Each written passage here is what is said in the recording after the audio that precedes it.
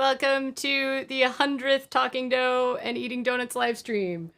We are, I am thematically dressed. I have the full donut dress on today.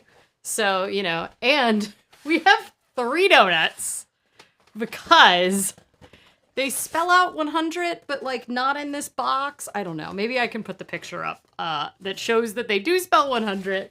But short of just putting them on my desk, I can't hold up 3 donuts at once. So, okay. So the donuts for today are I can't even remember what the names of them are. So there's one particularly weird one that is probably going to have to be heated up, but main reason we're doing 3 donuts is to celebrate 100 live streams, but we're also doing them because today's live stream is about a pretty stressful and complicated topic. And it's because I had a very stressful week this week when I found out that I'm going to have to pay $3,000 to refill a month of my medication this week. It's going to be fine, so I don't need anybody to direct sympathy at me. This is more about wanting to explain what this is because the particular trap that I got in, which unfortunately I put so much energy into trying to prevent myself from falling in this situation because I knew about this rule. They're becoming more and more prevalent, and actually I have some really good data on how these rules are affecting more and more insurance plans in the United States. So if you are someone like me who is on a very expensive specialty medication, you might want to keep an eye out for this. And by an eye, I mean both eyes glued on the plan documents during open enrollment, because they're sneaky. And essentially this rule that my insurance company has implemented is going to cost me $3,700 and this year that I did not expect to have to spend. And they're not required to disclose that they followed this rule. They all use different language to describe it, and it's very sneaky because of a rule change that happened last year, mid-July. There's a far more plans that are implementing these kinds of rules this year, and so I think it is important to talk about it. I have dug deep into the research on this, so hopefully I can present it in a way that's interesting. But the donuts that we have to try to soothe ourselves after talking about health insurance are, what is the first one? It is a burnt pineapple and black pepper buttermilk bar, which is a lot. That's our one in the 100. Then the next one we have is a golden milk cookies and cream, and it has essentially vegan golden Oreos on the top. And then the last one is the real wild card, and it comes with a sauce, and it is a vegan Nashville hot chicken donut. I don't know, sounds ridiculous, but we'll have the other donuts to wash it down with. We are going to heat it up in the toaster oven because we have learned our lesson with the weird savory donuts before, which is that if you don't heat them up, then they're just kind of disgusting. But one of the savory donuts we were surprisingly stoked about. Craig says outfit rating is 5 out of 5 donuts. Thank you very much. I mean the downside is all the fabulous donuts are a little bit off the screen, but I'm just gonna look at this. This is it has the names of different types of donuts on the sash. I mean, it's real thorough here. Can I still cast witchy spells in support of your finances and for the downfall of private insurance? Oh my god, please cast all the witchy spells in support of some sort of better restructuring of private insurance in the United States. I would really like it if we could have something that is more socialized, single payer. The problem that I have with hand wavy solutions, I've described this before, but I think what's very frustrating about American healthcare is that you can start out very naive and be like, obviously the solution is really easy. we need this and whatever you've decided it is. And then the more you learn about all these individual pieces of how broken every part of the system is and how perverse the incentives are stacked on top of one another, it makes you realize like there is no one solution that can be implemented. Obviously, solutions need to be done to U.S. healthcare. No one, I don't think at this point a single person can say our current system is working for everyone.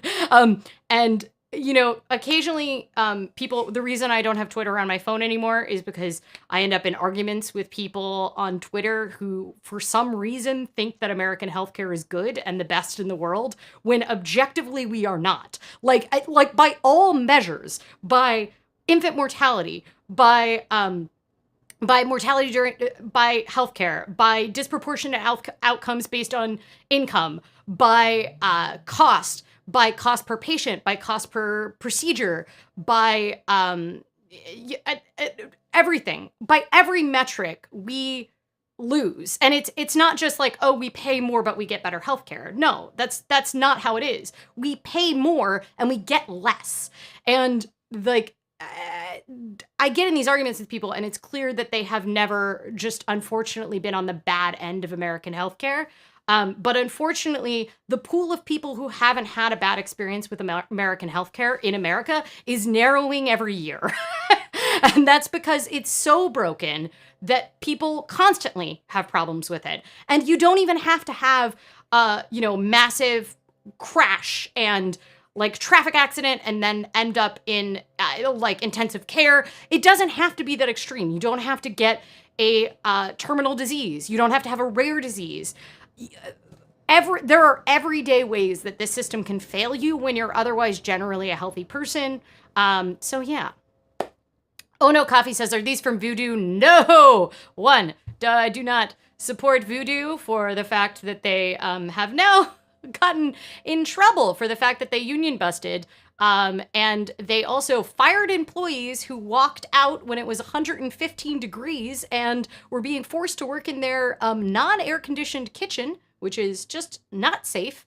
And they fired those employees, and it turned out to be wrongful termination, and they had to pay back pay to all those employees, but they've been blocking unionization efforts among their employees. So no, they are not from Voodoo. They are from Voodoo Doughnuts. Who did not force their employees to work in 115 degree unair conditioned. The Journaling Broom says, it sucks that you have to pay this. I hate living in this system. Here's the thing. Obviously it's great clickbait to put my own situation in here, and I probably wouldn't have done this topic on the live stream today if it weren't for the fact that I unfortunately got sidelined by this week. But I don't want this to be a focus on my particular situation, because I think what's really important to understand here is that this situation is not unique to me. And this, I am the most informed healthcare consumer almost that you could have. I know so much about these rules. I follow these things. When I was choosing which plan I was going to have, the plan that I'm currently on is, Aaron, as his spouse, I am I'm on his employer's plan. His employer has a self-insured plan through, Blue Shield of California. I'm okay calling them out for this. They're a large enough company. And lots of other plans utilize this. So it's not even specific to Blue Shield. I don't think you should spend too much time blaming Blue Shield in particular. Although I do think that there is something that they can very clearly change, which was, it was impossible to tell if this rule that I knew and was looking out for was in place. And this is one of the things that the AIDS Institute that released a report where I'm going to go through some of the charts from it about these particular rules found, that the language is really vague, impossible to find. They did a massive study where they called every single plan available on every single state exchange in order to figure out if those plans had this particular rule in place that causes people like me to possibly have to pay thousands of dollars unexpectedly.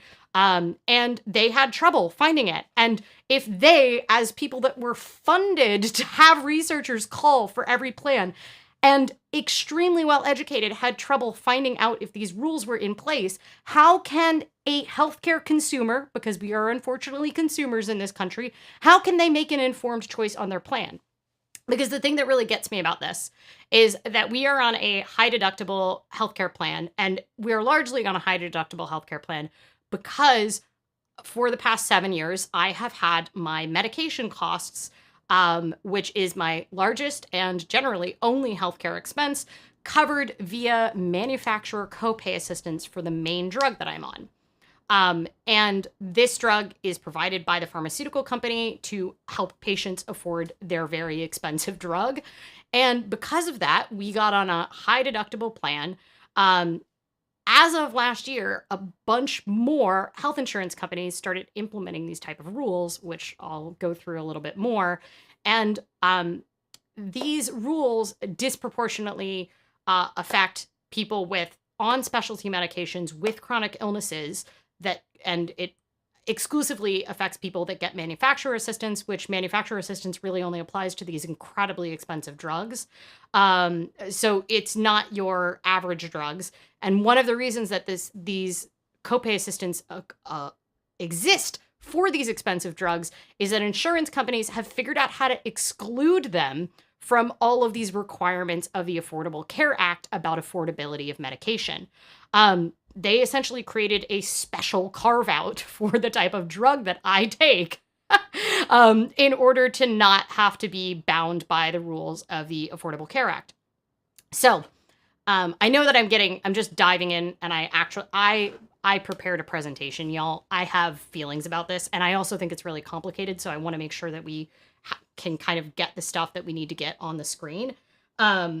But the thing that I am really frustrated by is if I had had perfect information about this rule being in place, I would have chosen a plan with a lower deductible.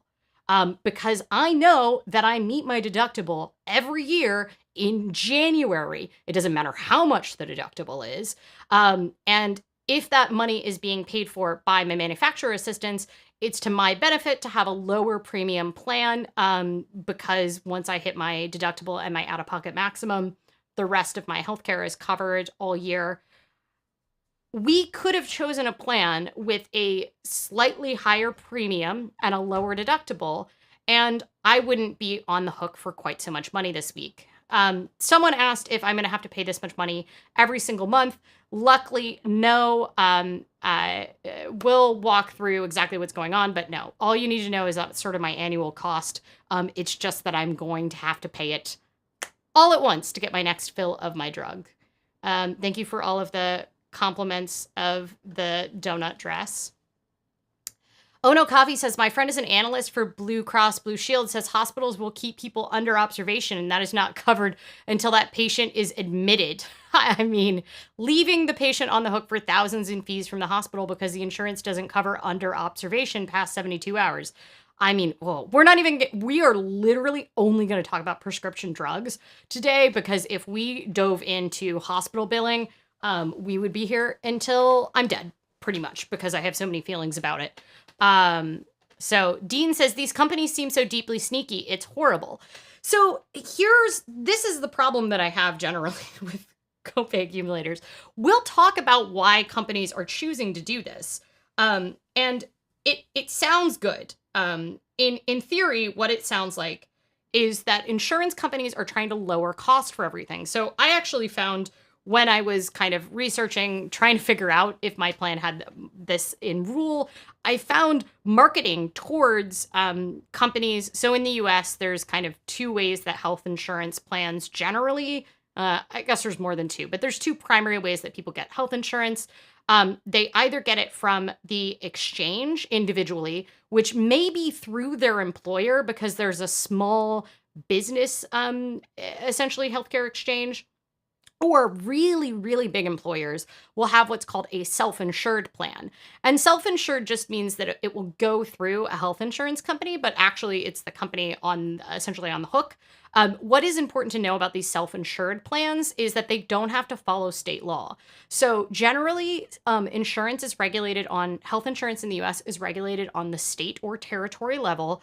But in the case of what are called grandfathered plans, these are plans for large corporations that were not affected by the Affordable Care Act and are not regulated at the state level. They are only regulated at the federal level. And this is an important distinction as we sort of get into the complicatedness of this. So, the Mystery the Maynard says, I am super hesitant to trust him, but Mark Cuban started an online pharmacy that shows the cost of the drug and how much they mark it up. I wonder if your drug shows up in there. No, my drug is not available on that. My drug is a specialty drug. That pharmacy, unfortunately, it is called Cost Plus Drugs. It is great if you're on a kind of a more traditional medication. My drug is a specialty drug. That is a class of drug where generally there's only brand name drugs available. The Cost Plus drugs are pretty much not doing any drugs where there's only the brand name available. But I can talk more about how much my drug is marked up, because guess what? There are lots of countries that negotiate at the country level for drug prices when a drug is introduced into a market. And some of these countries have openly available data about how much they are paying for a drug. So we can actually go and look at the price of my drug to for example, the NHS in the UK, which is their socialized healthcare system. In the UK, we can also look at the price of my drug in Norway, Finland, a couple other countries that get the same brand name drug that I do, but have negotiated on a country level for the cost of the drug. So Ono Coffee says, is the $3,700 your complete deductible? Actually, it will be my out-of-pocket maximum for the year, so we were just barely over. The blessing to all of this is that previously last year, I was on my employer plan. My employer plan only offered high deductible plans, and my deductible last year and my out-of-pocket maximum was $8,500, which was like the maximum. And so this would have hurt so much more if this had happened to me last year, but I kind of cut in the middle, partially because I could not confirm or deny if one of these rules was in place. Joe says, so how much is your total cost for insurance and all the deductibles, et cetera, for the year? So we are actually, so Aaron's plan is 100% covered by his employer. I believe the premium cost to them is something around like $400 a month, give or take. And to add me on, it's $115 a month, which is super great. They are highly subsidizing both of us on that plan. Which is one of the reasons I'm on it. The other reason I'm on it is because I have to be on Aaron's plan because we are married. And if the employer elects to allow spouses and domestic partners to be on the plan, you are required to be on that plan, or you cannot access subsidies on the healthcare exchange, which is annoying. But luckily, it's a reasonable cost plan, because one of the annoying things generally is you can elect to get premium subsidies from the Affordable Care Act, like the healthcare marketplace, if your employer plan is not considered affordable, which is more than, I believe the current test is 8.6% of your gross income, of your adjusted gross income. And this is meant to help people that work, particularly that work in lower wage jobs, where their employer might offer them insurance, but that insurance is just prohibitively expensive. And previously, and generally, if you are offered an employer plan, you have to take that employer plan. Or if you go and buy stuff yourself on the marketplace and elect not to take it, you won't qualify for any of the subsidies that might lower that monthly cost for you. There is an affordability test that essentially says if the plan is unaffordable to you based on this metric, you are able to qualify for those premium subsidies on the health insurance marketplace. There's obviously still a huge gap for the people that are in the 22 states that didn't have Medicaid expansion, which we'll get into that maybe. But interestingly enough, you are required, if your spouse's employer will cover you, it doesn't matter if it passes the affordability test for the spouse. So it's quite common where they'll cover spouse independence, but spouse independent coverage is really, really expensive because the company is not covering any portion of that. But unfortunately, you are still required to be on it. It's one of the family holes. So, oh no, Copy says 8,500. Holy S. Yeah, so that was a high deductible plan. That's actually how I've been for the previous couple years. So, actually, let's get into a little bit of my history. So, let's talk about why I'm on this expensive drug and like why we made these choices and then why I got blindsided and how it affects other people. So I prepared like I'm doing a school presentation because I have feelings about this and I wanted to make sure I stayed on track. Is it not shared? I don't need, I'm just gonna zoom through it. Okay. So, oh, I guess I could do play. Now it's in presenter view though, right? Oh no, it's not. Okay. Copay accumulator adjuster programs suck. A totally unbiased presentation. Fuzzbubble says, is this a compounding drug? No, this is just a regular brand name specialty drug. Specialty is a term that was invented by United States insurance companies to describe essentially more expensive drugs. It is injectable, it is refrigerated, and there is no generic, which would be considered a biosimilar is the technical term for it because it is a biological medication. It is considered there is no generic for it, so it is the only therapeutic option available for me. So, first up, how did I get on this drug?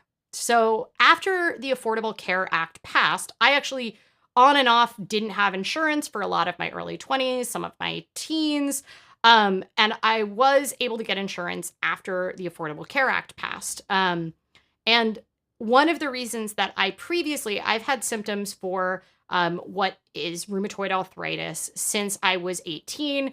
I was pretty sure it was rheumatoid arthritis because my mother had it and her mother's mother had it as well. So it was pretty evident. My symptoms started around the time that it does start for people with hereditary predisposition to rheumatoid arthritis. But I wasn't willing to get treatment because I would go on and off of having insurance. And if you had it listed as a pre-existing condition, you may not be able to ever get coverage for it again. So I actually went through college all without getting it on my record, but I had a note taker in college. Rheumatoid arthritis is an autoimmune disorder where essentially your immune system takes directions poorly. And instead of attacking foreign invaders, it attacks your own body. The way it commonly manifests is that usually it starts first in the small joints, so in the hands and the feet. Did you know how many joints you have in your hands and your feet? Well, I do because all of mine have been inflamed. When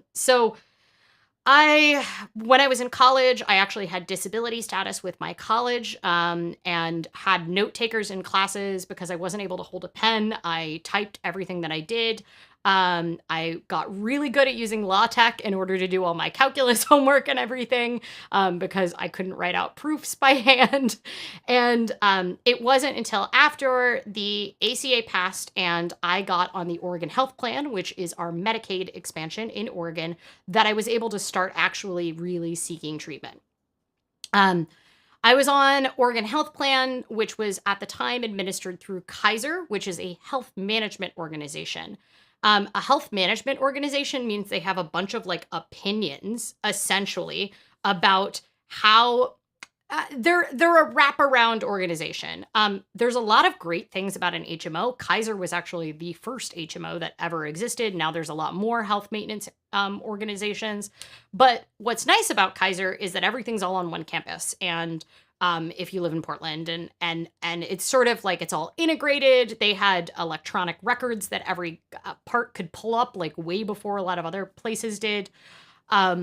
The downside of it is that they tend to be a lot more restrictive about how things can be approached because they're not like a PPO or an EPO, which a lot of people are more commonly familiar with in the US, which is essentially where you pick and choose who your providers are, which doctors you go to, etc., but you choose off of a list of preferred providers.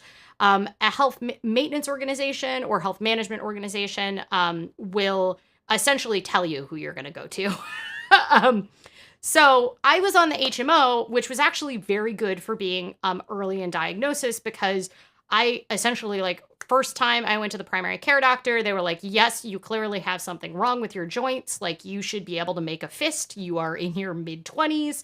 And they sent me literally just like up one floor to the rheumatologist's office, ran a battery of tests on me, were like, yes, you clearly have something going on.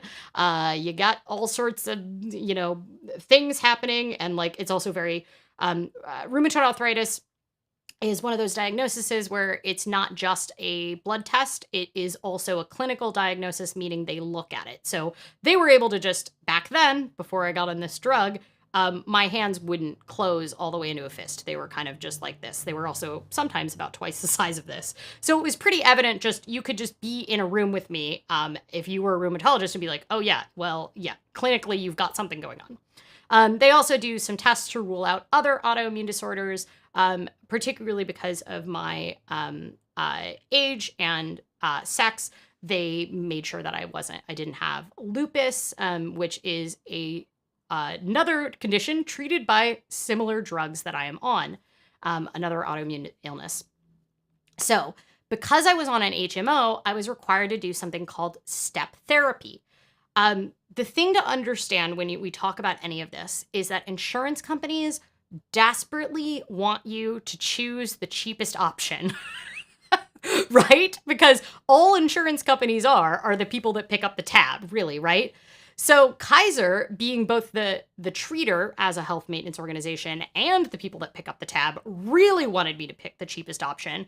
And they used every mechanism they could. This is essentially billed as utilization or cost control.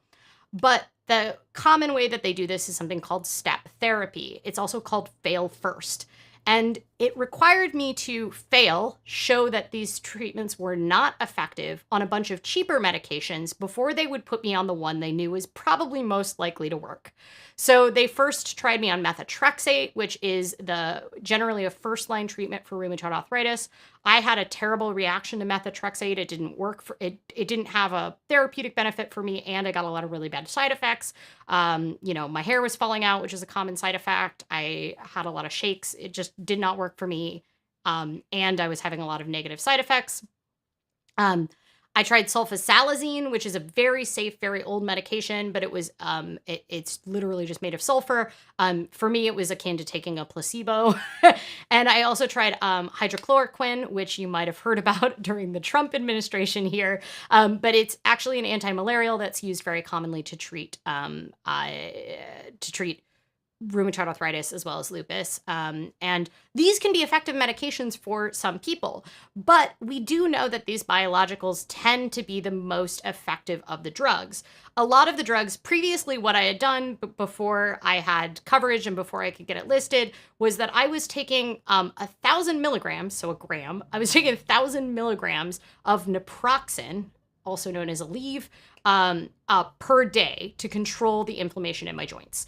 And the big problem with doing that is even if it might lessen my symptoms, my joints are still engaging in long-term damage. So you can have even if your symptoms are controlled, because you have arthritis being active in your body, you can have organ damage and you can have joint damage. And it was pretty obvious that I did have some joint damage because, even on my good days, I wouldn't be able to, even now, I still can't straighten my elbow all the way. That's my fully straight elbow. And that's because I have enough stuff there. So Minnie says, that sucks. Canada does that too. Yeah. I mean, a lot of step therapy is, in fact, a thing that exists in a lot of things. So finally, after trying all these other things and essentially building this big, list of all of the stuff that I failed on, what they then decided was, hey, we're going to try you on this disease-modifying arthritis drug. It is called a biological. I was really nervous about it. Two things when I got on it. One, cost, and two, the fact that I have to inject it myself. And previously, I had never injected something in myself, so I was definitely scared. I went from essentially having active disease for 9 years prior to getting on this drug, and within 3 weeks, it was almost as though I didn't have rheumatoid arthritis. So I am, it's not considered remission because I have to continue to take drugs to take it. I have to continue to take my weekly shot. But with only this drug, I have almost no negative side effects from this drug. And I also get, I have had no active progress of joint damage. They do an x-ray of me every year. And it completely treats like, look, I can make fists now. I may have what are called flare-ups, which is where I might have more disease activity, but they're pretty rare for me now. So yeah. Dean says, gambling with your health, like you're a human guinea pig. I mean, almost all socialized healthcare systems also require step therapy. It's just the thing that's like more complicated. David says, my father had that problem. They kept trying to prescribe a generic that didn't work. I used to have to go pick up samples from him from the doctor because they refused the good stuff. This is the really frustrating thing. Because there are so many different ways that that insurance companies try to prevent patients from going on really expensive drugs, even though quite often they are the only thing that is therapeutically effective for their treatment. So they have all of these methods that they use. Another method they use is something called prior authorization. Prior authorization is the wonderful, beautiful product of the United States healthcare system. And if you're going to go into rheumatology, you better expect to get real used to prior authorization. So what prior authorization is something that an insurance company can implement that says essentially they won't cover a drug unless the doctor sends a file from the patient arguing that all of the cheaper drugs have been tried and that there is a good reason that this drug can happen. Prior authorization includes other kinds of medical things, but we're going to talk about it particularly when it comes to these specialty medications. So unfortunately, I've ended up having to change insurance plans almost every year, sometimes twice a year. The past I don't know, 5-6 years, partially because I was on exchange plans for a long time and my plan would be discontinued on the exchange like every year and I'd have to pick a new plan. And every time I switch plans, I would then have 3 to 5 weeks of terror while I'm calling the insurance plan and I'm calling my rheumatologist and I'm getting them to fax things back and forth so that the insurance company can have someone rubber stamp to decide if me, a patient they have never seen, should stay on a drug that my doctor has said that I need to stay on. So Minnie says, yes, I avoid the injectables for my MS disease-modifying drug. I'm on an oral medication that has been working. That's pretty awesome. Yeah. So for my drug, unfortunately, for my disease in particular, there's only like one oral medication that is disease-modifying for arthritis. Some people methotrexate is a disease-modifying drug, but which is usually swallowed, although some people get it as injectables. But almost all of the effective ones for my condition are, in fact, actually biologicals, and almost all of them are either injected or infusions. I will say that like generally I was really terrified of it when I first got on them, but I've been injecting myself once a week for, I don't know what now, almost 8 years now. And I don't find it to be I only have to do it once a week too. So, I'm not like someone that is relying on insulin that's doing it several times a day. So it's not a big deal for me. Fuzzbubble says, I need prior authorization annually for my anxiety meds, even without changing insurance companies. I will say I got prior authorization on this insurance that I am complaining about.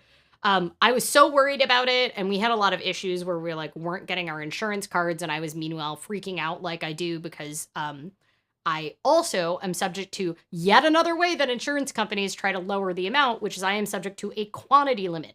So I am only allowed to get 28 days of this medication at once. I'm not allowed to get any more than 28 days of a medication. Which is kind of frustrating because often you could save money overall for a medication if you were allowed to get a 90-day supply. The other downside for me is that I travel pretty frequently, and because this drug is not something I can just go to a regular pharmacy and pick up, there ends up being a lot of wiggling around to make sure that I am getting this drug in time for trips, because it is refrigerated and it's usually overnighted to me.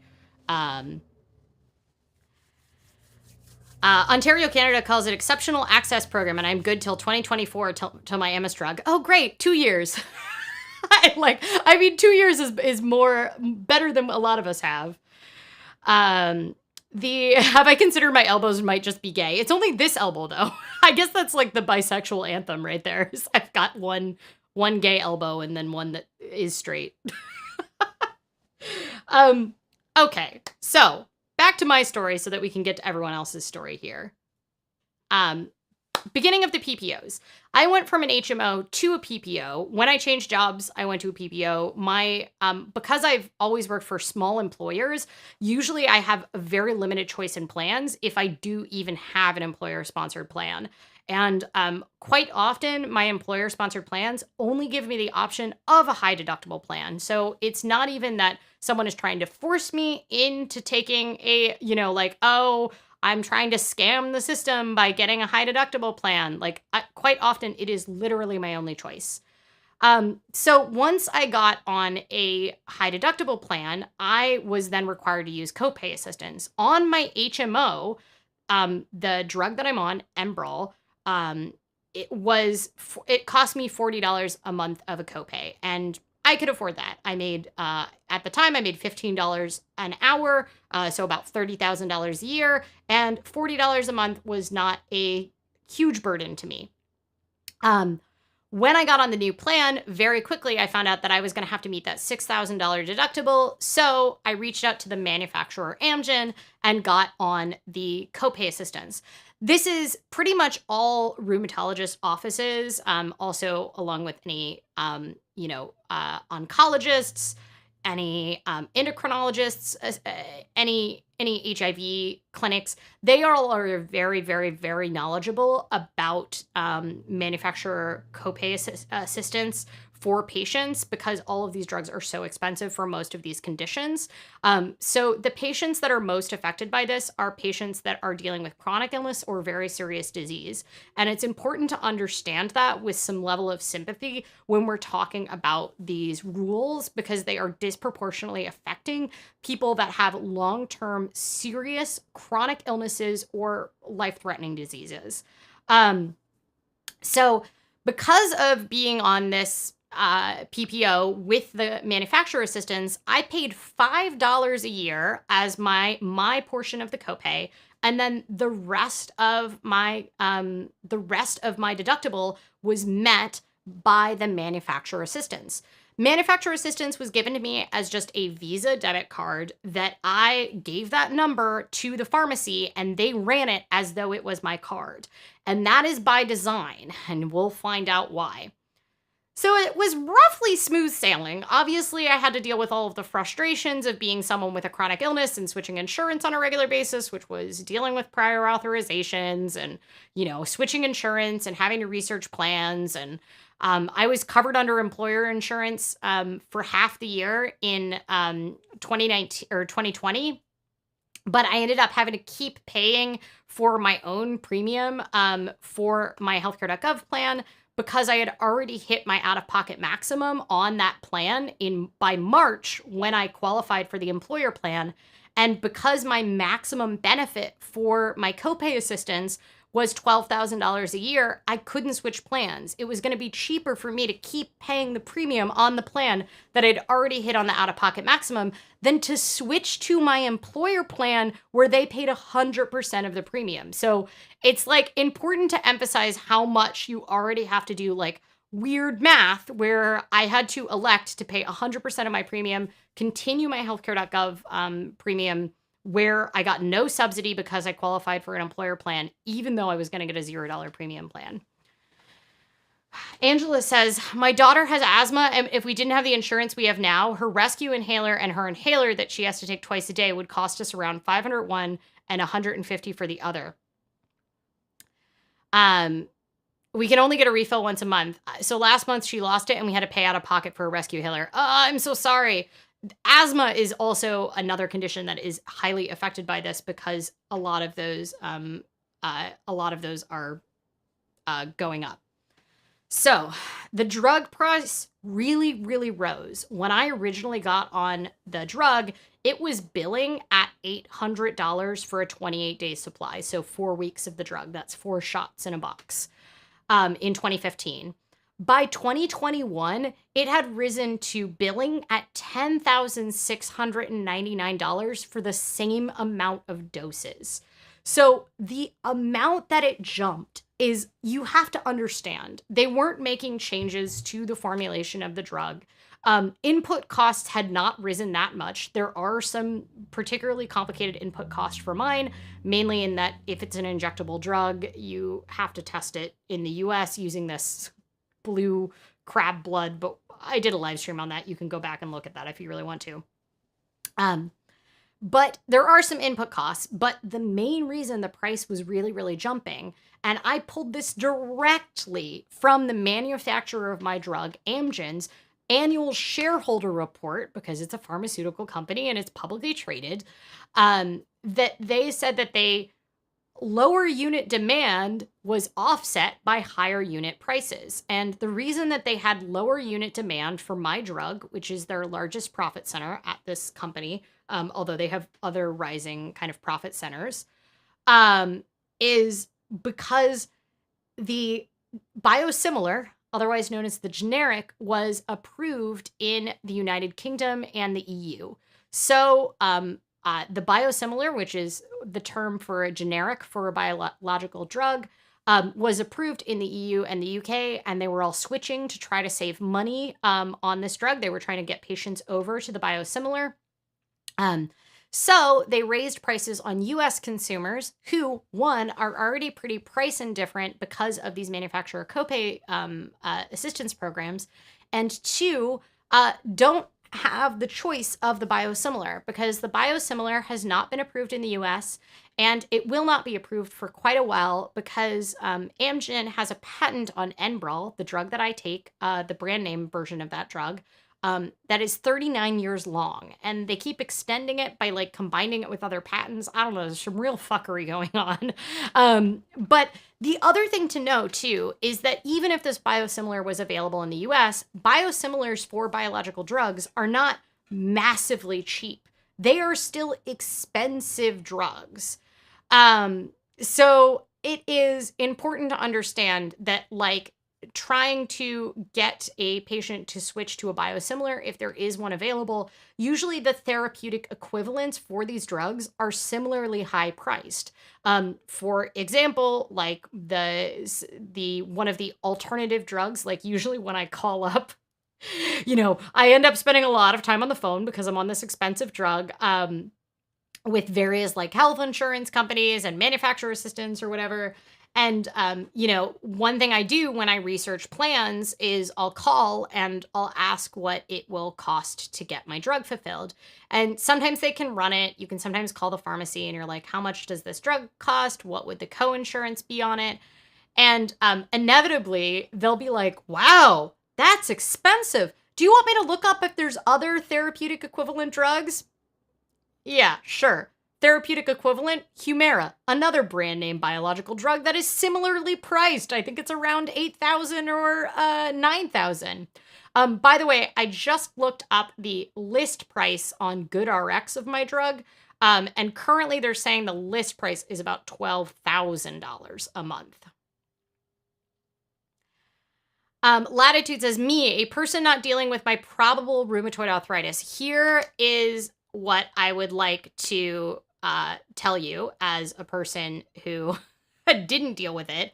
Please go deal with it, because if you get on these disease modifying drugs early, and there are a lot of programs available to be able to get, especially if you qualify for Medicaid in your state right now, these are all essentially covered under Medicaid. If you get on these drugs early, they can prevent long-term joint damage, and sometimes you can even go on remission and then just be able to be off the drugs. They can literally reverse the process of the disease, because I waited 9 years before I was able to get effective treatment. I was never in a position, but early treatment and diagnosis can sometimes stop the disease progress. So, what are copay accumulator programs? Now we've finally gotten to the portion of this thing. Do we basically understand what happened with my drug? My drug is really expensive, And the manufacturer offers this thing called patient assistance, also called copay assistance, where they give me a debit card and they pay my my cost of the drug until I hit my out-of-pocket maximum for the year. They have a maximum program benefit amount. I believe this year it is $12,000 for me, which is greater than the allowable maximum amount that you can spend on the out-of-pocket maximum under the Affordable Care Act. So it is like, I think it's really important to like conceptualize why these programs exist. They exist to help patients get access to drugs that are extremely expensive. But they also exist because the manufacturers are able to write off the cost of these copay assistance as patient assistance. They just write them off on their taxes as a business expense. And when they write that off, they are propping up their prices in a monopoly market. My drug is the only drug that works for my condition. There is no generic available for it. So if they make me as a patient price indifferent, it means that the insurance is on the hook after I meet my deductible and my out-of-pocket maximum for whatever else it costs. So the manufacturer copay assistance, very, very important for me. But it is important to understand that it is not entirely altruistic on the part of the manufacturers, right? Like, they've made a drug that I really appreciate. It has reversed long-term joint damage for me. It allows me to live with almost no pain. And I appreciate that. And I appreciate what these programs have done for me for a long time. But understand that they're not entirely altruistic. So there's been this struggle. This is what copay accumulator programs are. Copay accumulator programs, what they do, they started to pop up in 2017. And there's these things called pharmacy benefit managers, which contract with insurance companies to essentially be a middleman between the pharmacy and the insurance company. Theoretically, the existence of pharmacy benefit managers is supposed to negotiate better prices. Realistically, what pharmacy benefit managers do is they create more paperwork and more headache, and they take money. They also, I mean, you can talk to smart pharmacists, especially small pharmacists, about how much pharmacy benefit managers can really be very stressful from either both a pharmacist and a manufacturer standpoint. Theoretically, what they're supposed to do is negotiate better group prices for the insurance. One thing that they started to offer to do, it's not always done by the pharmacy benefit manager, it can also be done by the insurance, is what they do is copay accumulator adjuster program will say, okay, guess what? The amount that manufacturer copay assistance contributes will not count towards your deductible or out-of-pocket maximum. We won't count it.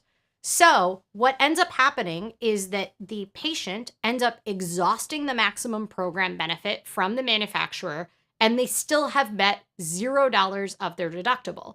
And what often happens is that patients who quite often are like me, they've been on this drug for years, they possibly have been getting manufacturer copay assistance for years like me, they are surprised to find out halfway through the year that they've used up all $25,000 of their maximum program benefit for their drug, and they now suddenly owe possibly thousands of dollars because they still haven't met their deductible.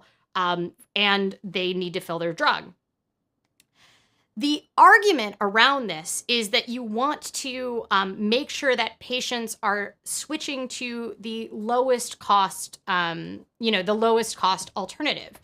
But that there used to be a rule prior to 2020 where these copay accumulator adjuster programs, which we're going to call CAPs now, that's kind of the industry term for them. But they used to be able to only ignore copayments in the case where there was a medically appropriate, generic, cheaper version of the drug. So that pretty much didn't affect anybody that was on a specialty medication because almost all of these specialty medications do not have a cheaper generic version of the drug.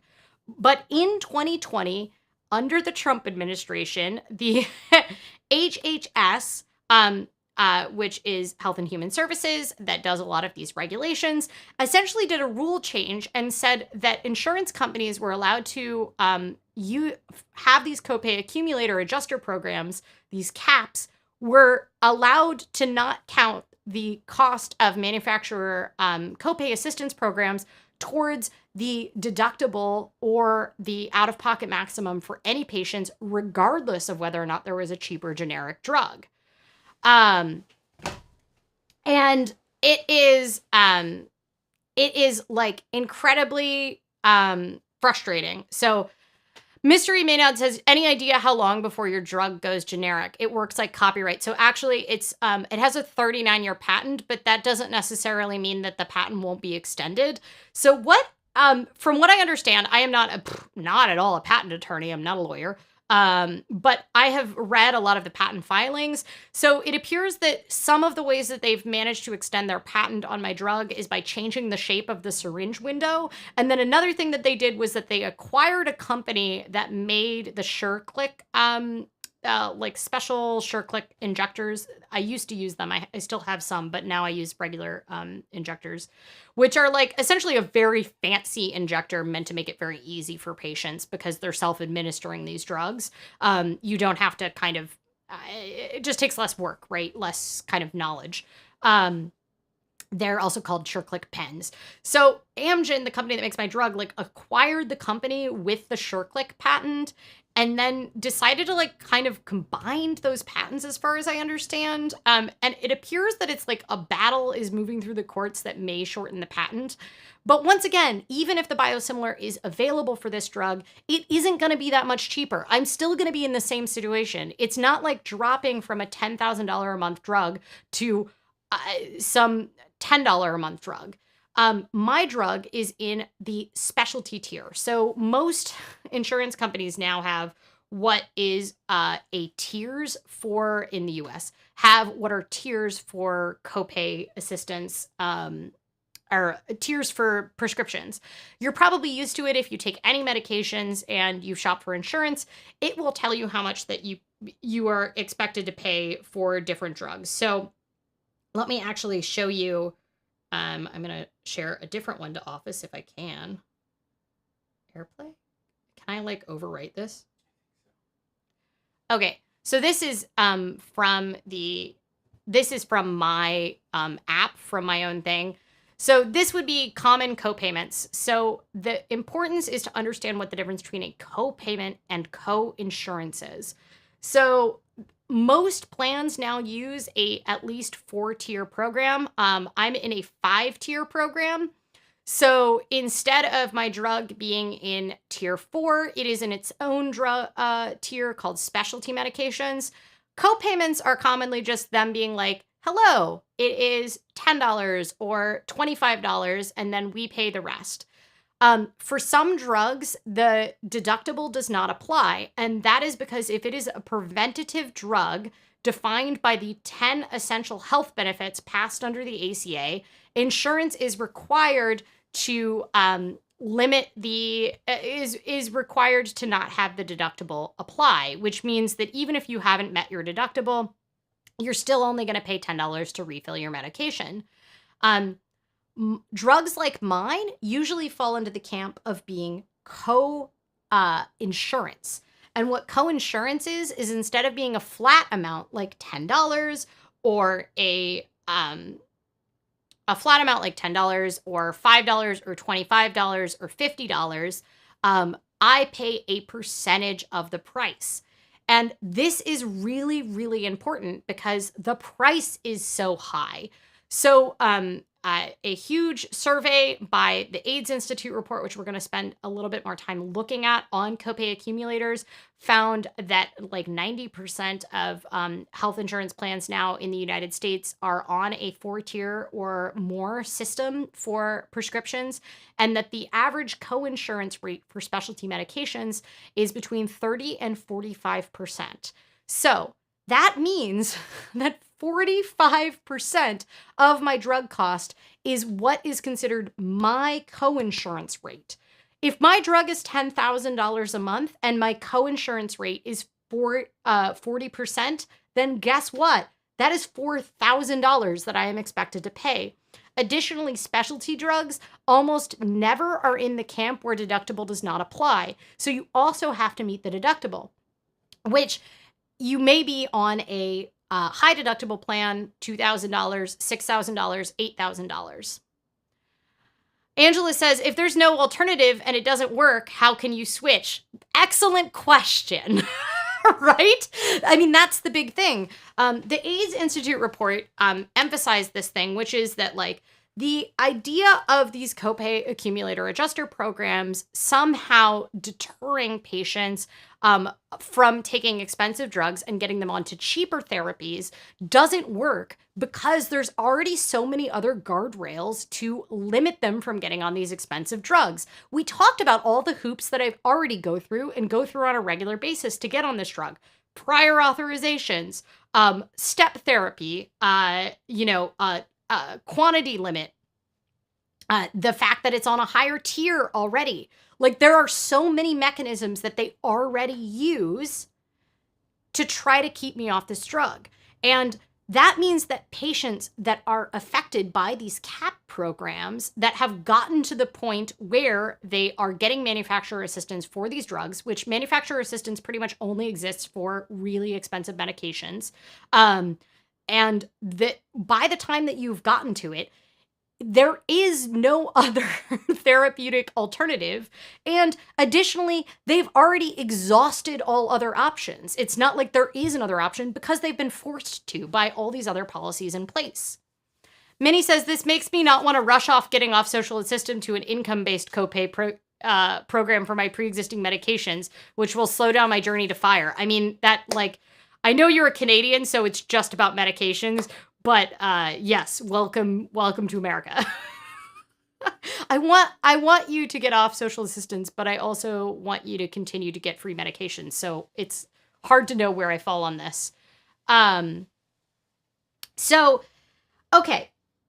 Why do these exist at all? Why are copay accumulator adjuster programs in existence? Well, pharmacy benefit managers, which are the middlemen that go between the manufacturers, the pharmacy, and the insurance company, theoretically to get lower prices, but realistically not really, is that they get to offer a new line of business. A lot of these pharmacy benefit managers will they sell this to hey, lower your cost of specialty drugs.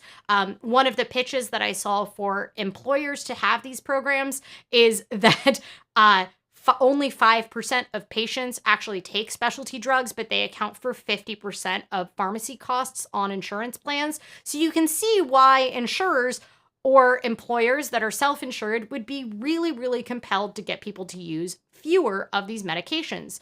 The thing is that by the point that people are on these specialty medications, maybe it would be better to lower the cost of the drug than try to have patients cover more of these costs. But pharmacy benefit managers get paid by insurers for the idea that, oh, this is going to lower your costs overall around specialty medications. And we're going to see how realistically what this is doing is it isn't switching people off of this. It's just double dipping. What is happening is insurers are refusing to count this manufacturer assistance, but they're still using it. And so they're using it up to the maximum program benefit, and then they're still taking money from the patient. And like they're essentially double dipping. Okay, so additionally, they're able to offer pharmacy benefit managers are pitching plan sponsors, insurers on this idea that like, hey, we're going to lower specialty drug costs. And then specialty pharmacies like this because they get to pull in more patients into the preferred pharmacy.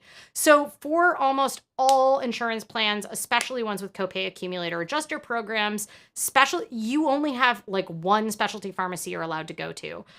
So I have to go to CVS Caremark. That is my only option. Normally you might be able to go down the street to Rite Aid or whatever. I also want to emphasize that this is not my own. This is not like the CVS that you know in your neighborhood. This is CVS Caremark. So CVS Caremark is all they do is specialty medications, and they ship my medication overnight to my house. It's not like I just walk into a regular pharmacy. There's almost a week lead time for getting my medication. It comes refrigerated. David says, starting to get depressed about the state of the world. Fair. Okay, so I want to talk about how bad this effect is for patients. Let's go look at this. I want to say that I pulled this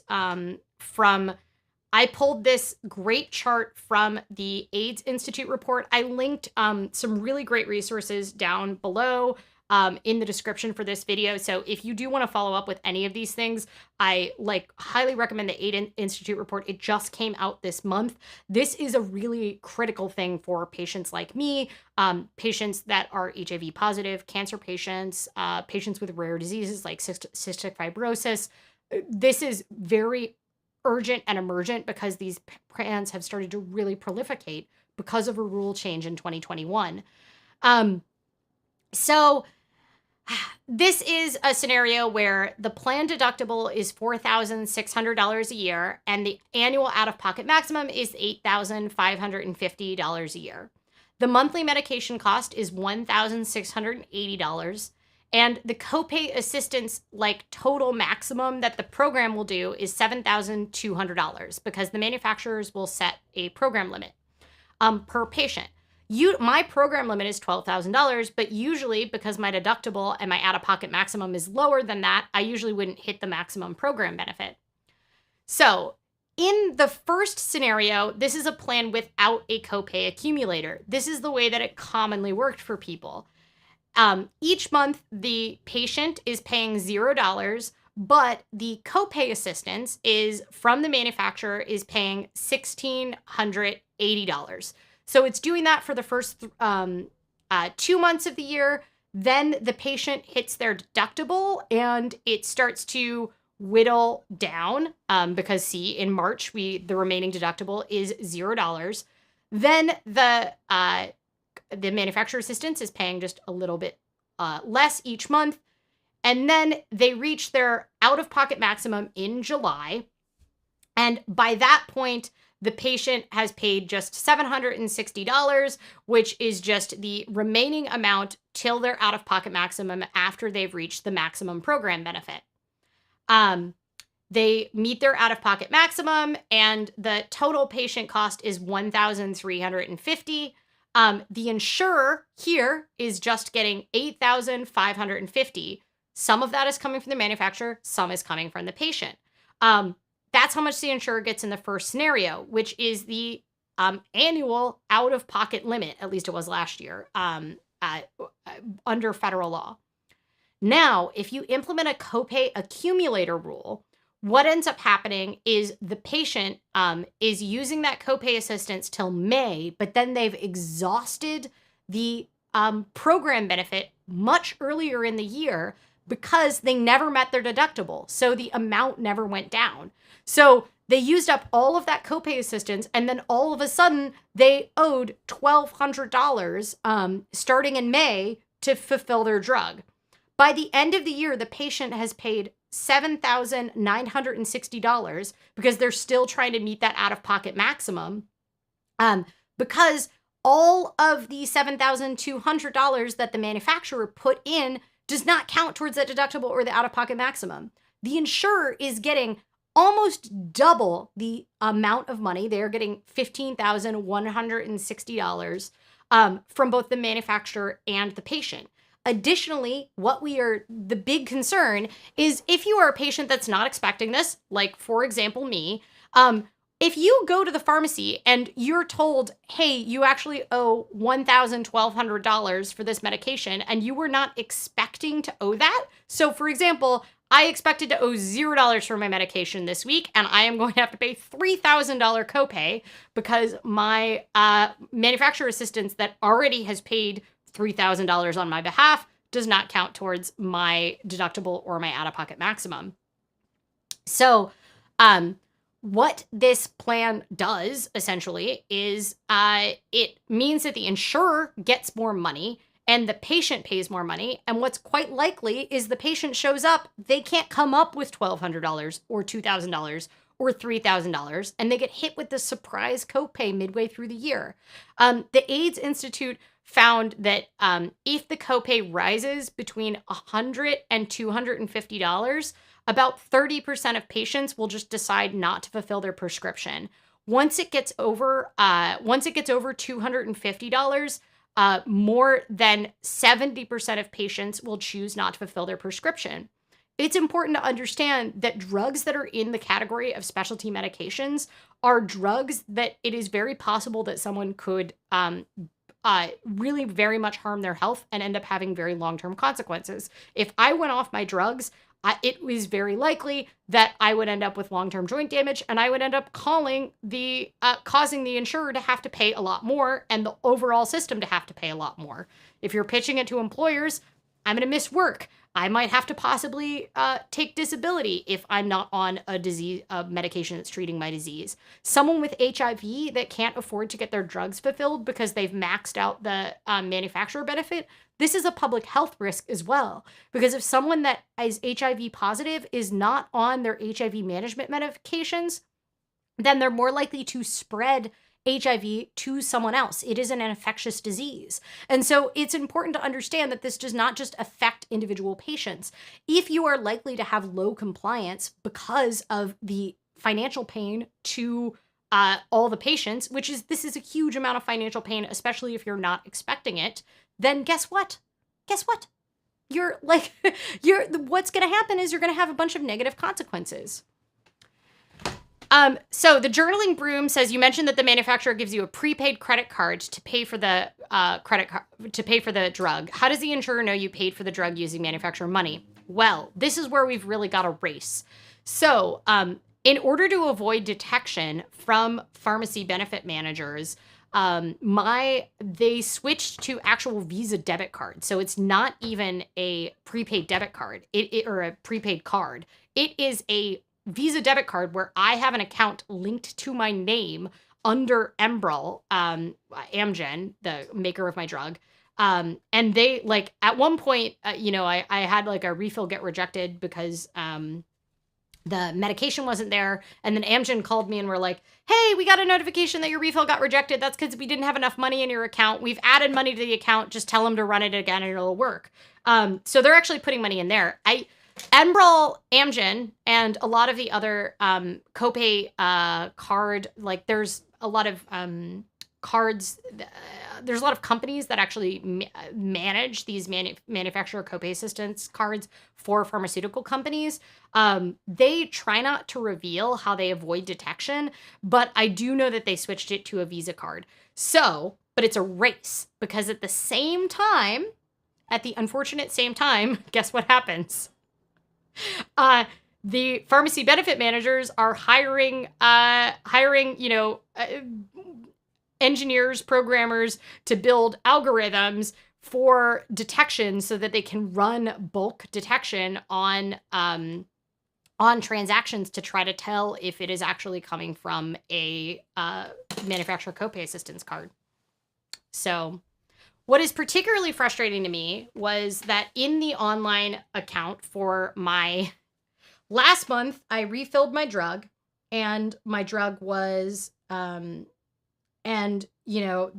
portion that total, actually, they had a better deal than my last insurance. So it said the total amount that that was billed for my drug last month was $5,600 for a 1 month of medication. Copay assistance paid my deductible, which was $3,000, and the other portion of that. So I should have hit my out-of-pocket maximum and hit my copay assistance last month. And when I looked on the app, they have a little thing that shows you how far along you are in the along your out-of-pocket maximum. And last month it showed, I'm trying to make sure there's no information on here that I can't share on the screen, but it's fine. Everybody knows my legal name. So Last month, this showed that I had spent 100% of my deductible. I had hit 2,800. Then after I went to refill my drug this month, this is how I found out that this plan was even in place. Is because guess what? It started to say 0, and then I freaked out. And this gets us to the final portion of the evening called, wait, why didn't you just get a plan that doesn't have one of these? Oh, actually, let's talk about the even more evil plan, which are called copay maximizers. So copay maximizers are awful, in my opinion. And what copay maximizers do is, they figure out what the maximum annual benefit is on these copay plans, and what the maximum annual benefit is for these manufacturer assistants, and they send a letter to the patient being like, hey, you need to enroll in this copay maximizer, and they make it sound like it's good for the patient. And they also don't count the cost of manufacturer assistance towards the out-of-pocket maximum or the deductible. But what they do is they figure out what the maximum allowable program benefit is, and then they split it up into 12 months. And the problem with copay maximizers is they will use 100% of whatever is available in the annual amount, and the patient will not have met their deductible or their out-of-pocket maximum. And even if a patient does not opt into this program after getting this threatening letter about it, and they choose to pay their copays and deductibles on their own without manufacturer assistance, it still won't count towards their copays and deductibles for their specialty medications. So copay maximizers, this is a great example of how insurance companies like to pretend that they don't like these manufacturer copay assistance programs. But guess what? They're actually double dipping and getting tons of money out of it, because in addition to getting the maximum program benefit from these copay maximizers, they also are getting money out of the patients. Yeah, more like money vacuums. I know, it's really, really frustrating. So there was a big rule change that happened in 2021. Essentially, we had all of this back and forth between the Internal Revenue Service, back in the IRS, which is our tax authority here in America, had put out a notice, which is not a law, but they put out a notice saying that they didn't think that discount cards could count towards the deductible and the out-of-pocket maximum. The big problem with this ruling, actually, can you put that up on this? Oh, am I not shared? So the problem with this Internal Revenue Service notice that originally started in 2004 was saying that you couldn't use a discount card to count towards the annual deductible. Nobody really paid much attention to this IRS notice, and it wasn't really ignored. It wasn't really paid attention to until 2017, when these copay accumulator adjuster programs started to come in, and insurers started to use this IRS service notice as justification for why they couldn't use manufacturer assistance to contribute to this. But here's the reasons why this doesn't work. One, it's conflating discount cards with manufacturer copay assistance, because technically the way that the health savings account statute is written is that you have to count anything paid for the patient or on the patient's behalf towards their out-of-pocket maximum and their deductible. So this IRS notice conflicts with the actual law. IRS notice is just essentially a note that they wrote. It's not law. It didn't go through the lawmaking process. The HSA statute actually went through the lawmaking process. The HSS should not rely on the IRS notice. It's not legally binding because of this. And they really are conflating discount cards, which never run out. There's something like GoodRx or something like that, where you're just going to sort of get a continuous discount, with manufacturer copay assistance, which is money paid on the patient's behalf, tied to the patients. The journaling broom says, so ultimately the manufacturers need to figure out how to be sneakier about this and avoid detection. Actually, no. Completely disagree.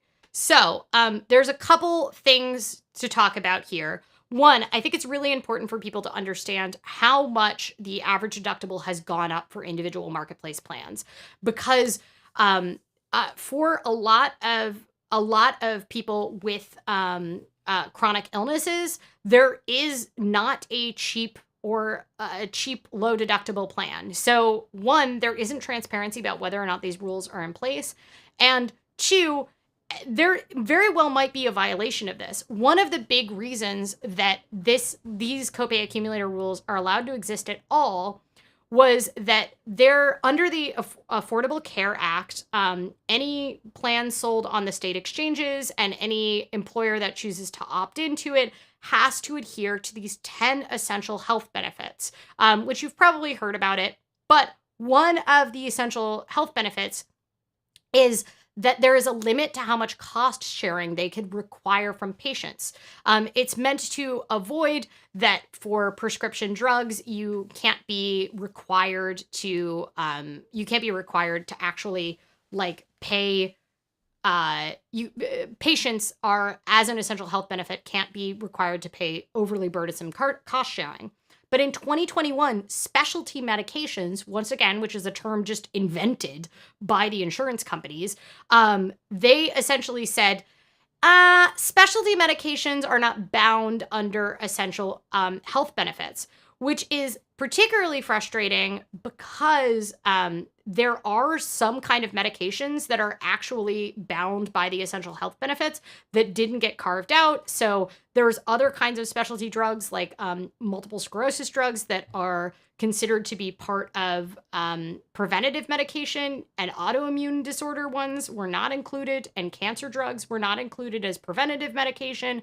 But those are counted as essential health benefits. But then these other specialty medications, they were like, okay, well, an essential health benefit is that prescription drug costs can't be too high, and that is federal law. But we all got together and decided that actually specialty medications can be carved out. And it turns out that they were allowed to do that. So they originally, HHS created this exception that said that there was an exclusion in the amount of cost sharing for a name brand medication when there was a generic alternative available. But in July 2020, this carve out for specialty medications is way larger, and something like 90% of the medications on that list do not have a generic or lower cost alternative. So it's a huge, huge deal. And okay, so what is the solution to this? Well, I linked down below the all copays count coalition plan. This shows you states that have passed rules saying that copay accumulator policies are not legal. So there is now 12 states and Puerto Rico have passed laws saying that you are not allowed to have copay accumulator rules in practice. It's based on some model legislation, so it's all a little bit different as far as what it is. Some states have very strict ones that say essentially you can't have any copay accumulator programs. You have to count anything paid on behalf of the patient towards cost sharing, which is deductibles and out-of-pocket maximum. And then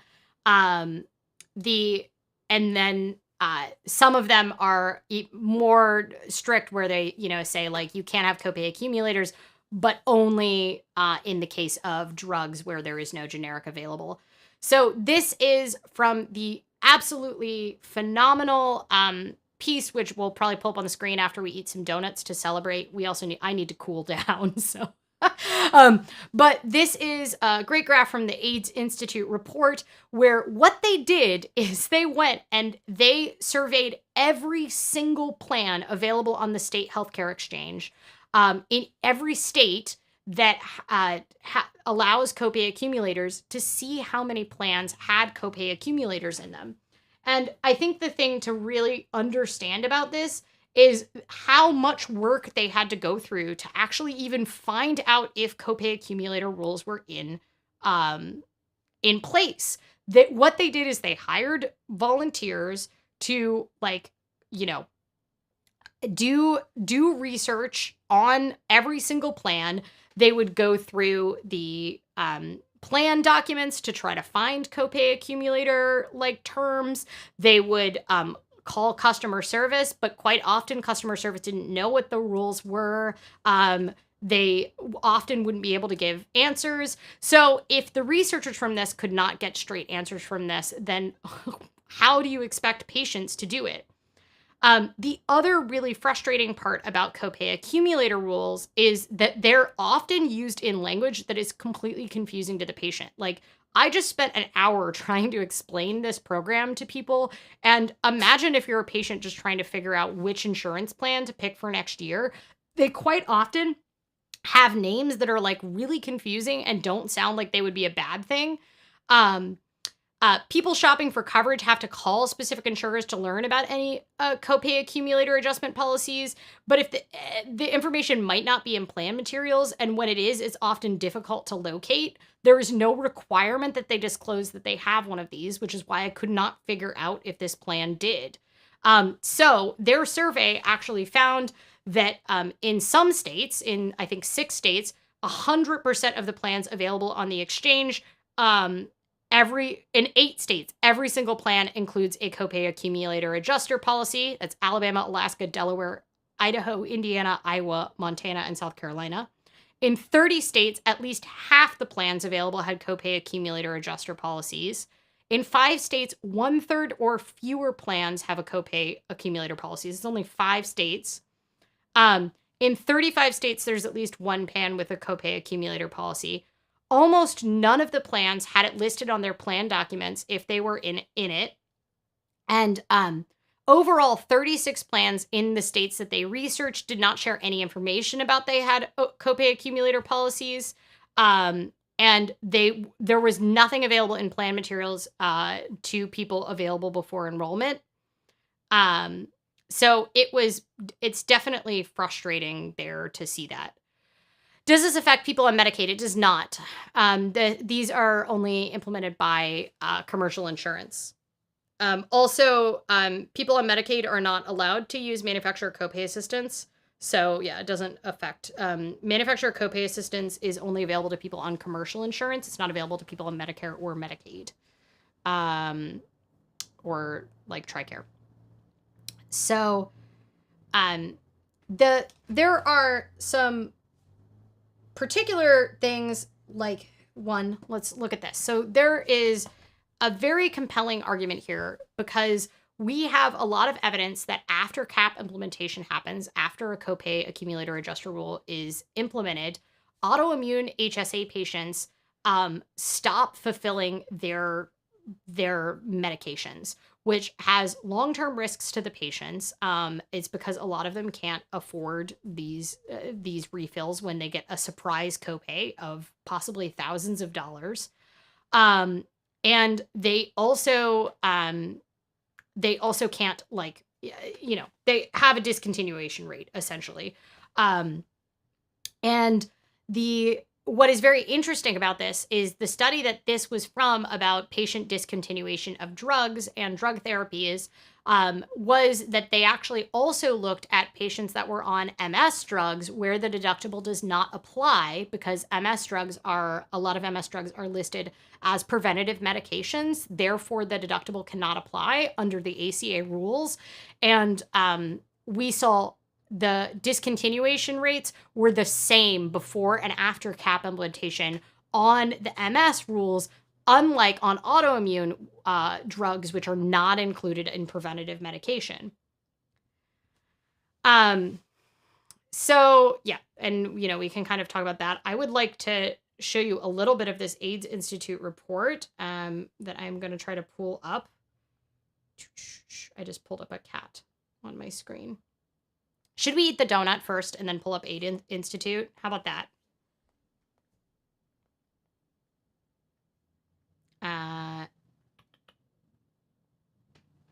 Should we eat some donuts? The journaling broom says, oh my God, I'm in Indiana. Oh yes, well, great for you.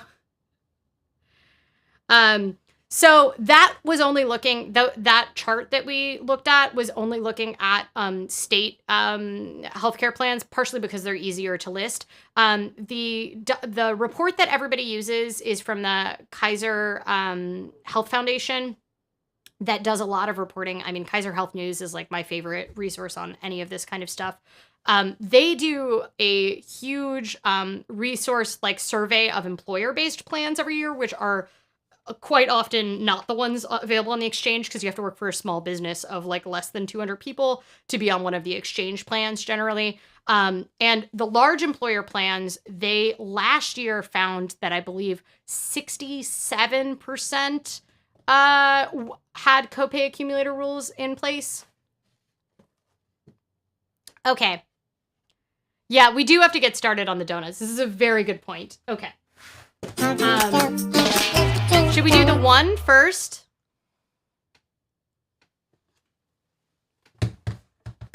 I have so many documents out everywhere, y'all. Okay. Which one should we do? The one? So we can spell. Do I have an overhead camera? Oh, good. Well, now I have to move my notes, though.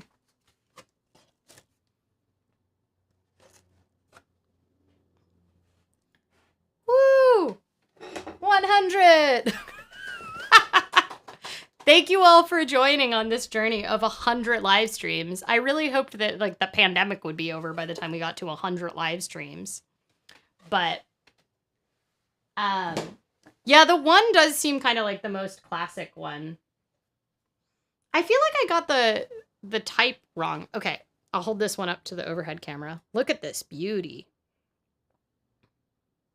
That is a pretty donut right there. I'm going to try to eat this.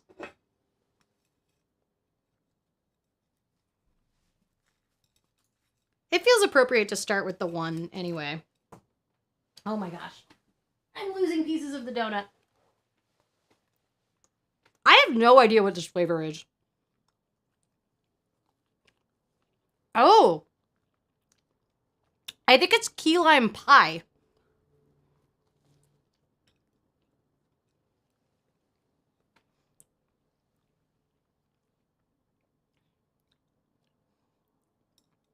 Nobody else saw that it went all the way underground, Darren. You didn't have to tell them that I had the 5-second rule.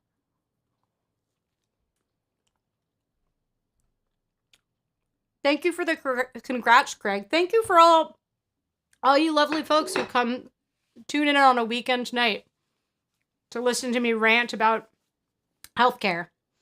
And or sometimes write in my planner, whatever we might be doing that day.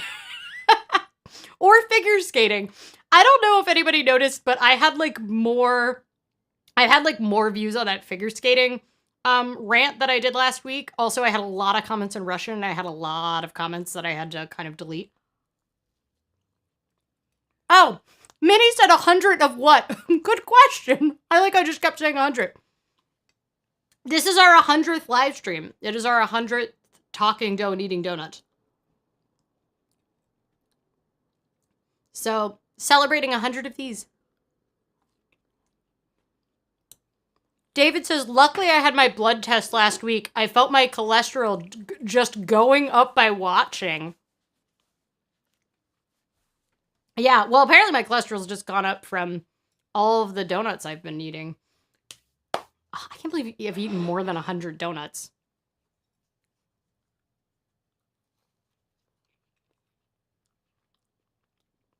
Oh, the what was about the key lime pie?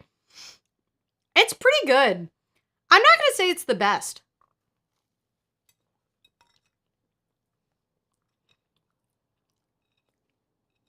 Aren't their donuts like $4 each? A lot of their donuts are like $3, but if you include tip, yeah. It's okay though. I think supporting a donut shop in my neighborhood, I'm not someone who eats out a lot, but I get to feel good about some of my donuts. They say live stream and motivation, but when are we getting the donut graph? I don't know. I need to do a donut graph. We're going to have to give several donut ratings today. 3 out of 5, I gotta say. I could tell what the flavor is without having to look it up. So that part was good, but I'm not really on board. It's just a little too overly sweet, you know? I like the chunks on the top, though. I eat one of the chunks.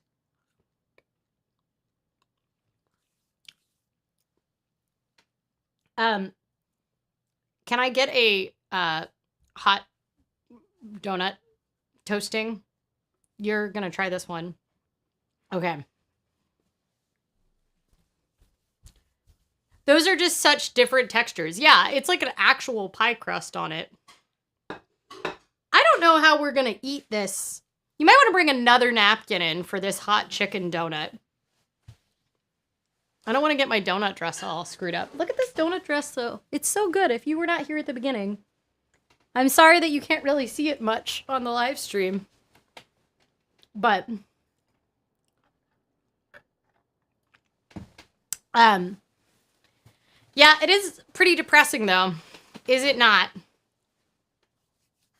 I guess the optimistic news I want to say about these copay accumulator adjuster rules is that there is like actual legislation out there to try to get states to pass rules.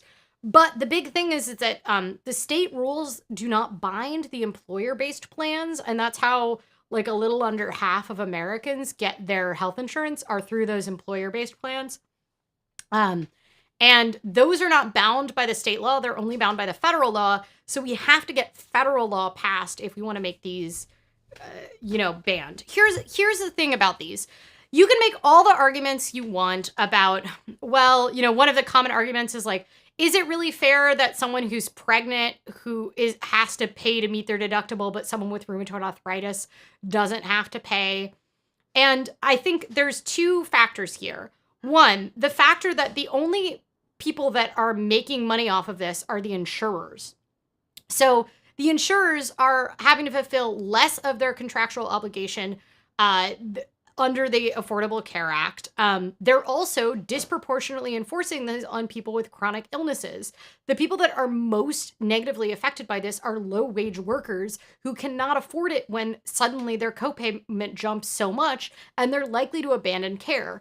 It's a public health issue if you, have these drug prices that are not being controlled on one side, because essentially what you're doing is you're shifting the burden onto the patient. You're saying, well, patients, it's your fault that you take a drug that the manufacturer has run the price up on so much. Part of the reason that the manufacturers run up the price so much is because you're price indifferent. So it's just like, I just find it unfair. Okay. We're going to put this is the hot chicken donut. Do you think I put it like over? I need to put that over my lap. I've got too pretty of a donut dress.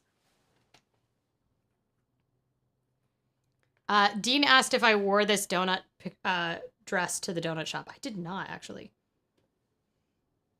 All right. I mean, a lot of things are happening here. Is this really a donut? Or is it like a pierogi? I don't know how to eat this.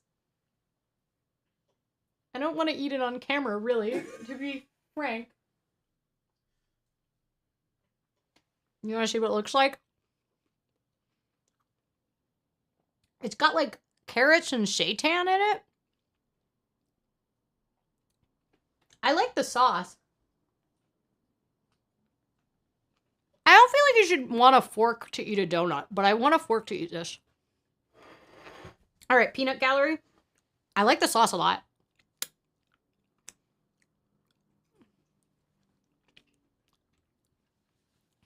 I think we need a fork. What's the word for a savory pastry? Pierogi isn't quite the word I was looking for. What's knish? Is it a knish? I'm just throwing out random words here. Aaron says that this is his dinner. Are you getting a fork? Nope. Oh, no. Okay. Gonna eat it with hands. Oh, hi, Vika. You're here for some Russian? Okay. I'm trying to see if I can I do this? Nope. My Cyrillic isn't good enough. I was going to try to sound that out, and it's still not good enough. Even after 2 weeks of spending a lot of time consuming a lot of Russian. Is it pierogi dough? But, I'm very confused. A knish is a savory pastry, I suppose. What is a deep fried savory pastry? Because a knish is like, it's like a donut, but then it's not fried usually, right?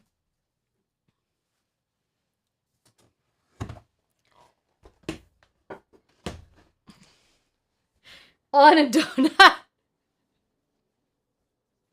But wrong kind of donut for a knish. He's got carrots and seitans. None of us really know what the what it is, I guess.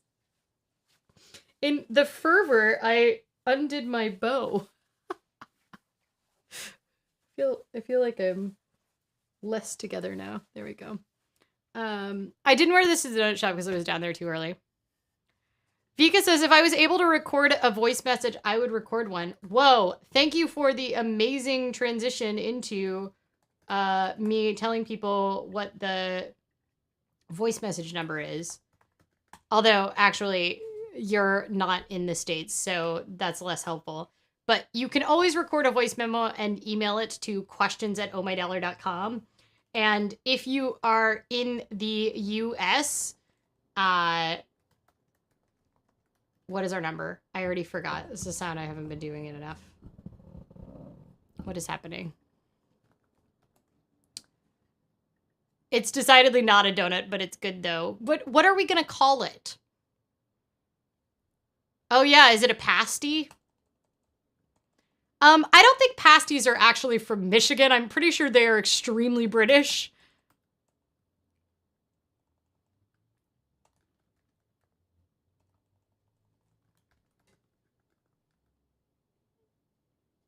Would I consider having a few weeks of eat a knish each week? We could do a knish break from donuts.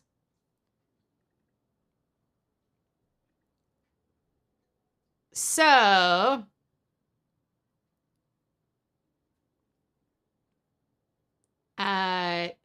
if you do want to leave a voice message and you're in the US,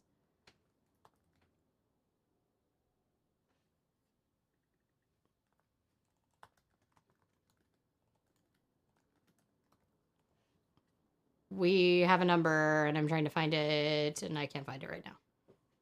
Well, doing really good.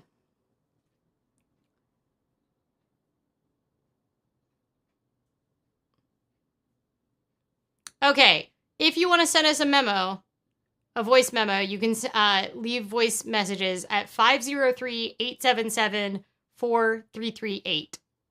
At 503-877-4338. That is the Oh My Dollar voice message line. And we put the memos in the show sometimes. So they're fun. And maybe I could play it. Okay. Back to some depressing. Maybe like we'll just have like a tiny interlude. We're going to look at this AIDS Institute report. And then we are going to eat another donut. And then we're going to look at the floof of the week, who's really cute. Unlike all the other floofs who are not cute. Okay, so this is the AIDS Institute report. It is linked down below. I think it's really important.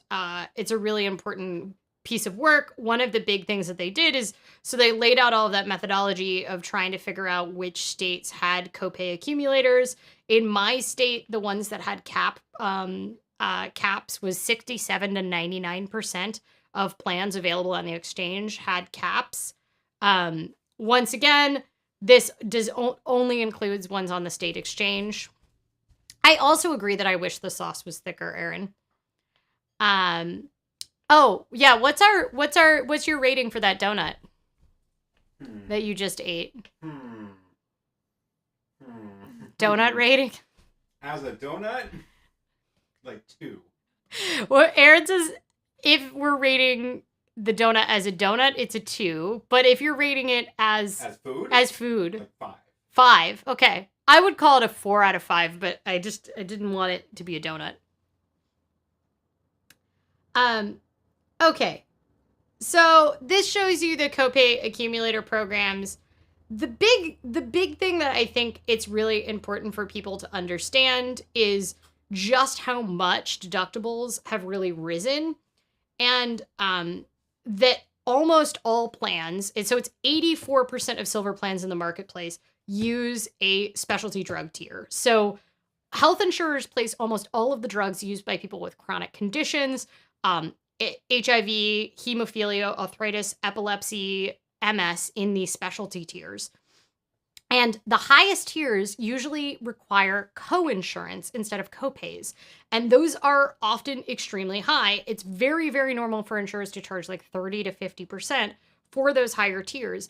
If your drug is $10,000 a month and you're paying, 50%, that is a $5,000 coinsurance. But the big reason that this is really important is that this prevents patients from taking their drugs. You really can't make the argument that there are generics available generally. For example, a generic drug came onto the market in 2018 to treat MS, and it was priced 20% lower than the brand name drug at approximately $60,000 a year. The high monthly cost quite often means that patients skip their medications. Like 20% did not fill a prescription as soon as they had a high cost, and 12% would skip doses or extend it, which might mean that they're getting less treatment. And if someone delays treatment for their condition and or puts it off due to costs, then what happens? Well, it might get worse. They might require more medications and more cost for the insurer altogether. So it's really important to understand how much they are just essentially double dipping here as far as the amount of money that they are taking here. There's a bunch of legal challenges to it, but I think it's important to know about the Make Every Copay Count coalition, which I have linked down below. Essentially, it is a coalition, so there's not a single webpage for it. It's being done through the different advocacy organizations for diseases, like mine is the Arthritis Foundation. It's also available like at the Rare Diseases Foundation. MS Society has it as well. But they have all essentially ponied up to try to get there to be an actual federal law passed to prohibit these copay accumulator costs.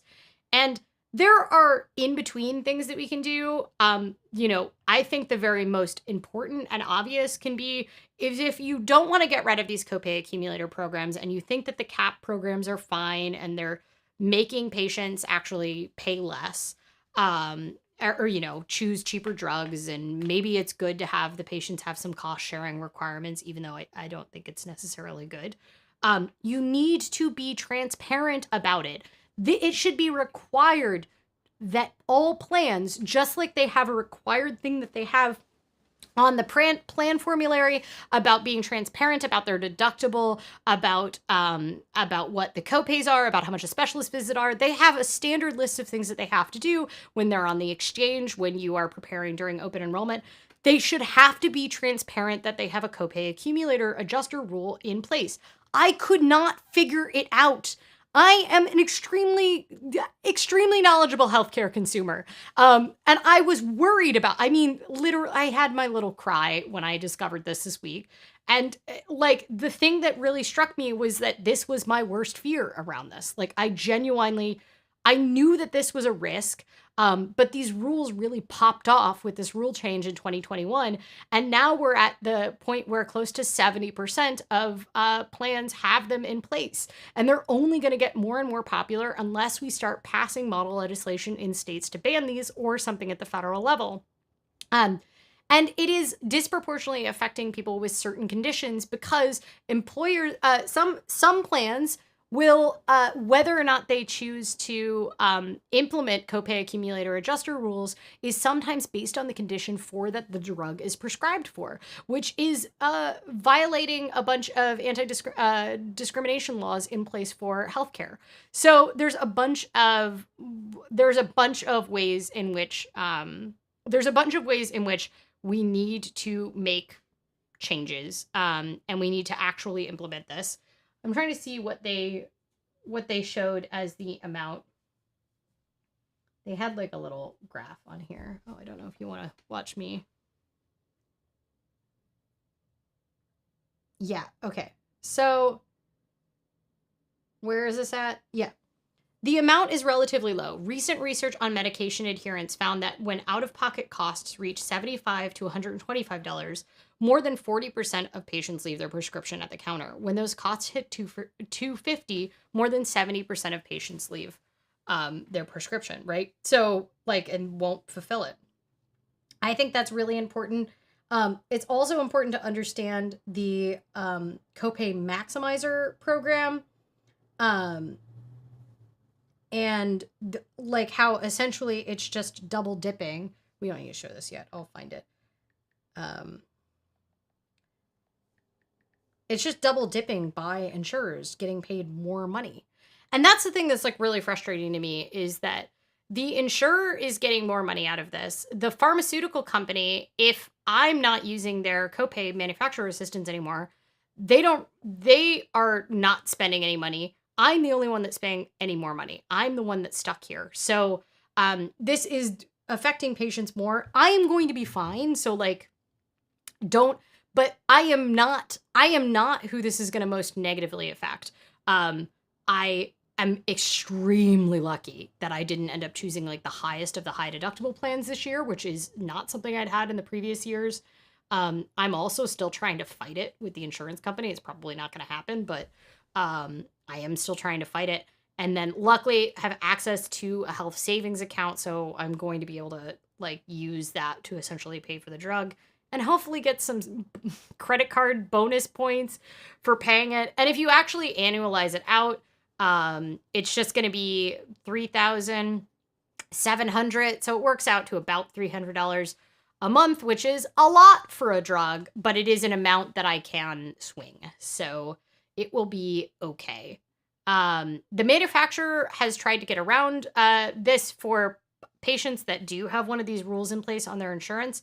When I called the copay assistance, they have this other program called a rebate program where they essentially will help you where they will, if you are disproportionately affected, or if you're affected by one of these copay accumulator rules, they will just cut you a check to reimburse you because it's going to cost them less money than having you run out your maximum program benefit. The manufacturer systems for my drug actually got smart and decided entirely to just stop. I'm not eligible for their manufacturer assistance anymore, so I can't even run out the benefit because I told them there was a copay accumulator rule in place. I don't know how the pharmacy benefit manager detected it, but I will say that CVS Caremark, who I'm required to go through under Blue Shield, says that they have one of these. So yeah.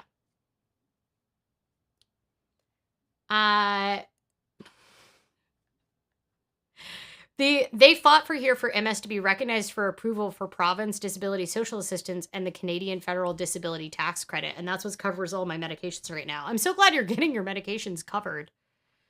Dean says, imagine being one of the people who sat down in a room and worked out all of these, literally how to cheat people over healthcare.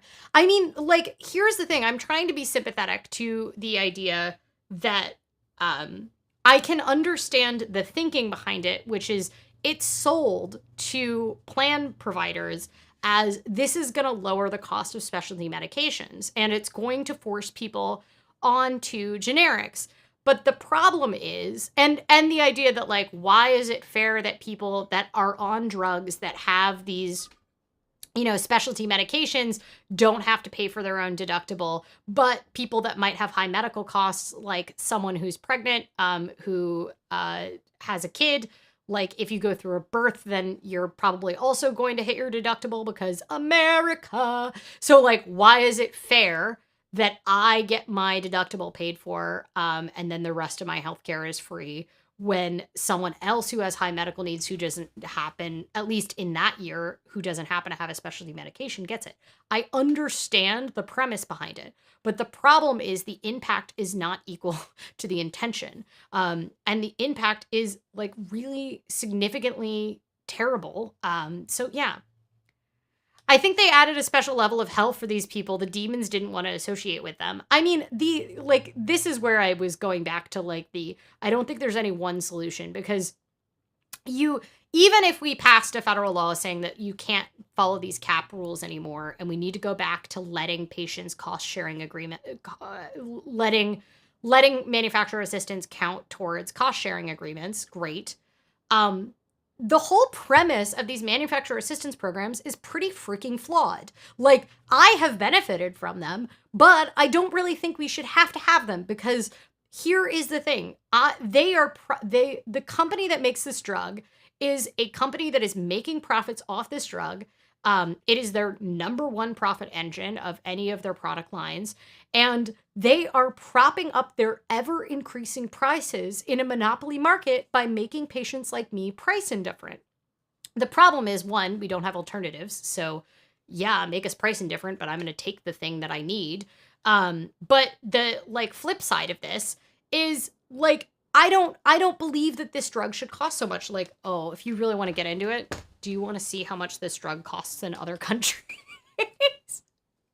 So it's about $200 a month in India for this drug. Let's do some looking up of drug costs. Fuzzbubble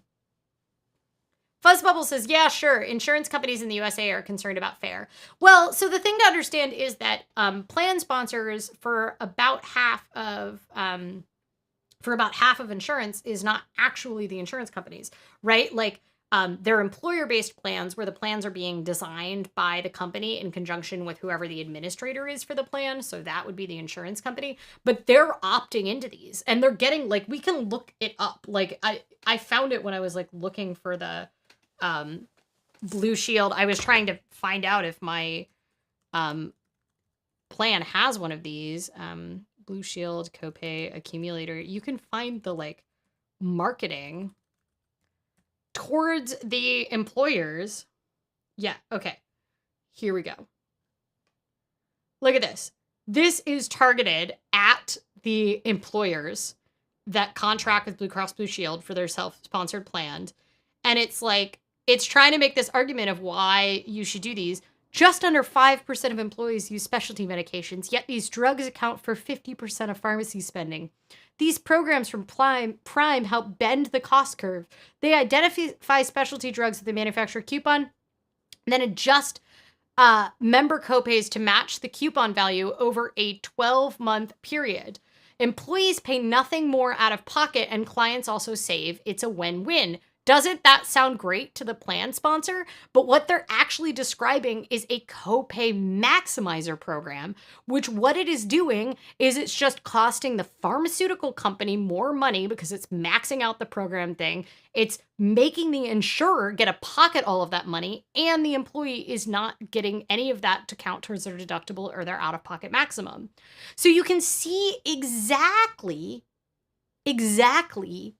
why these things get set up in such a way where they're ooh, this is a great idea. Vika says, well, here, if you pay, you can at least get your drug. In Russia, I've heard if you have a generic drug on the market, the doctors would not prescribe it. Yeah, I mean, here, that is also extremely common as well. It can be really hard to get insurance to approve anything if there's a generic available. And the state insurance won't cover it as a result. Yeah, I mean, that's pretty much the same as here in America. Yeah. Let's just destroy the insurance industry altogether and rebuild it anew. There is nothing good in it. Agreed. Vika, I wonder how soon U.S. Companies will pick that trick up. No, we have the same trick here. If there is a generic available, they often won't prescribe you the brand name medication at all. Minnie says it's hours and hours of filling out forms and hoping for approval, ready to bring in a lawyer to keep fighting and hoping for approval while living with symptoms and balancing life. I mean, that sounds really unideal. So, My tuition covers health insurance. I think I'll use it for a chiropractor and a massage therapist. I think it will mess up covering my prescriptions. I don't understand Canadian health insurance at all, really, or any of the benefits. But I do. There is someone on the Oh My Dollar forums who knows a lot about it. I know you know a lot about it as well. But she has epilepsy, and so she and is self-employed, and so she's like extremely knowledgeable about navigating it. And I believe she's in the same province as you. She's in Ontario, so I don't know. This is my point, is that like everyone is doing stuff that makes sense for their interests within the United States system. Like the pharmacies are just trying to get more business, and the pharmacy benefit managers are trying to lower cost by negotiating between the manufacturers and the insurers, but really they also want to make money for themselves. And the insurers are trying to reduce overall costs so that they can return profit to their shareholders. And meanwhile, the patients are just trying to, I don't know, get healthcare. Right? And like it's just very frustrating. So yeah. Dean says, I think it would make me feel unwell just trying to work all of this out. 100%. I feel like every year during open enrollment season when I'm having to pick medication, or like when I'm dealing with one of these like really stressful situations where I end up spending a lot of time on the phone, like this past week, I feel like it triggers a flare up every time. There are brokers that do the working out for people for a fee. Not really. There's brokers in that there's health insurance navigators that will help you like decide if they will help you decide which plan to get. But working all the ins and outs of these, yeah, if you're like hyper rich, then you can hire someone to maybe argue for you. But you can also like get patient advocacy groups that can help you like navigate bills. But no, generally, no. I had a moment when I was like dealing with like really complicated, like I broke my wrist, got wrist surgery, pretty standard break, pretty standard surgery. And the pile of papers I got, the envelopes that I got was this high of all the different like bills from all the different people that touched me in the hospital. And, you know, the people that looked at me as they passed by, they sent me a bill too. And I just had a moment where I was like, how do rich people deal with this? And I think the answer is that rich people like hire assistants to deal with it. Because I was just like, the amount of time that I spent on a phone dealing with health insurance, I was like, I'm sure hyper rich people don't do this. But I think in a lot of ways, American healthcare is this equal opportunity fuckery. Because if you're like very rich but also own a company, then you're kind of dealing with this on a company level because the whole system is fucked up and tied to employer here. And there's just no escaping the fuckery of it. Like at some point, unfortunately, you'll probably have to deal with it. That's because it's all broken.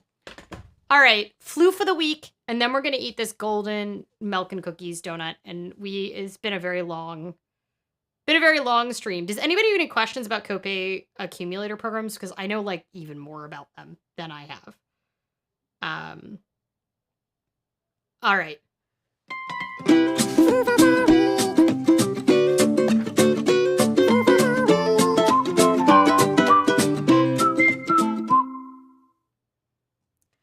Okay, so flu for the week this week is Decote, who is a cat who actually appears in my book. Actually, we could probably pull out a picture of Decote in my book as well.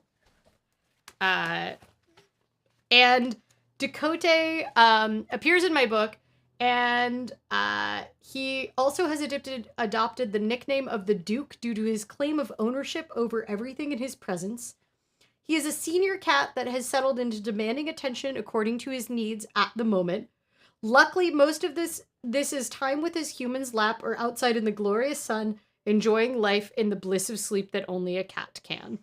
It's a very cute little floof. Look at Decote. He has such a pretty coat. Oh yeah, you can really see the coat there. Gotta move me out. Look at that coat though. And Decote is in the book somewhere. Find him eventually.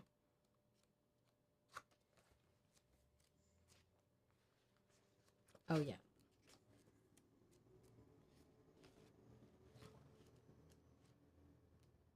We're getting there. We're getting there. Don't worry about it. This is very exciting. There's Decote in the book. Oh, should I do the overhead again? It's upside down. Ignore me. Look how cute he is. Look how cute Dakota is. Very cute, Floof. 11 out of 10.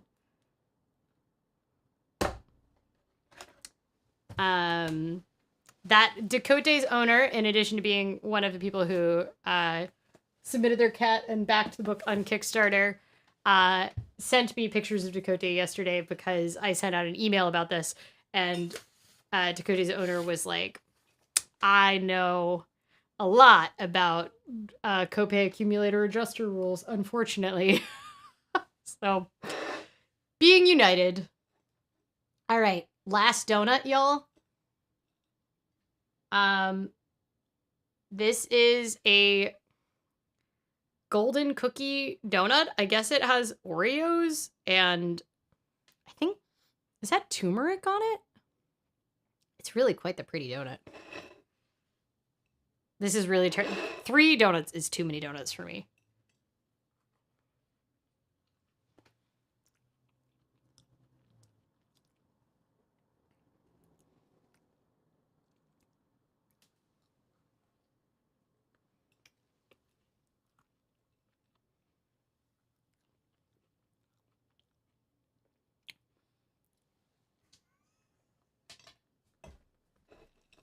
It's very hard to eat.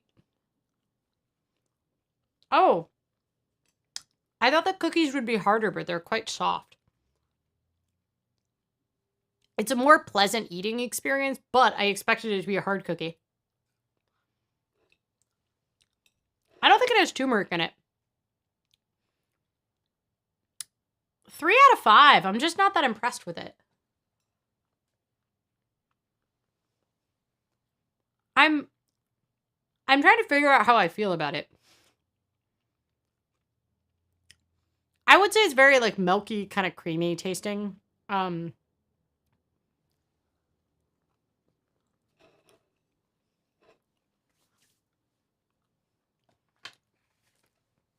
Minnie says, I definitely do not want to move to the US until I'm a full CPA making more money. That could lead to never living outside of my province. Don't move to the US. I know y'all got problems up there, but I feel like you're closer to acknowledging the problems that you need to fix in Canada than we are down here. Also, having MS in the US is just a bummer. Oh, are we getting more donut taxes taken? I kind of bummed I didn't get to have any more of that donut, but I guess it was Aaron's dinner, so. Yes, Dakota is very cute. Agreed. Fuzzbubble says, pretty cat. Nice floof. Very cute, Dakota.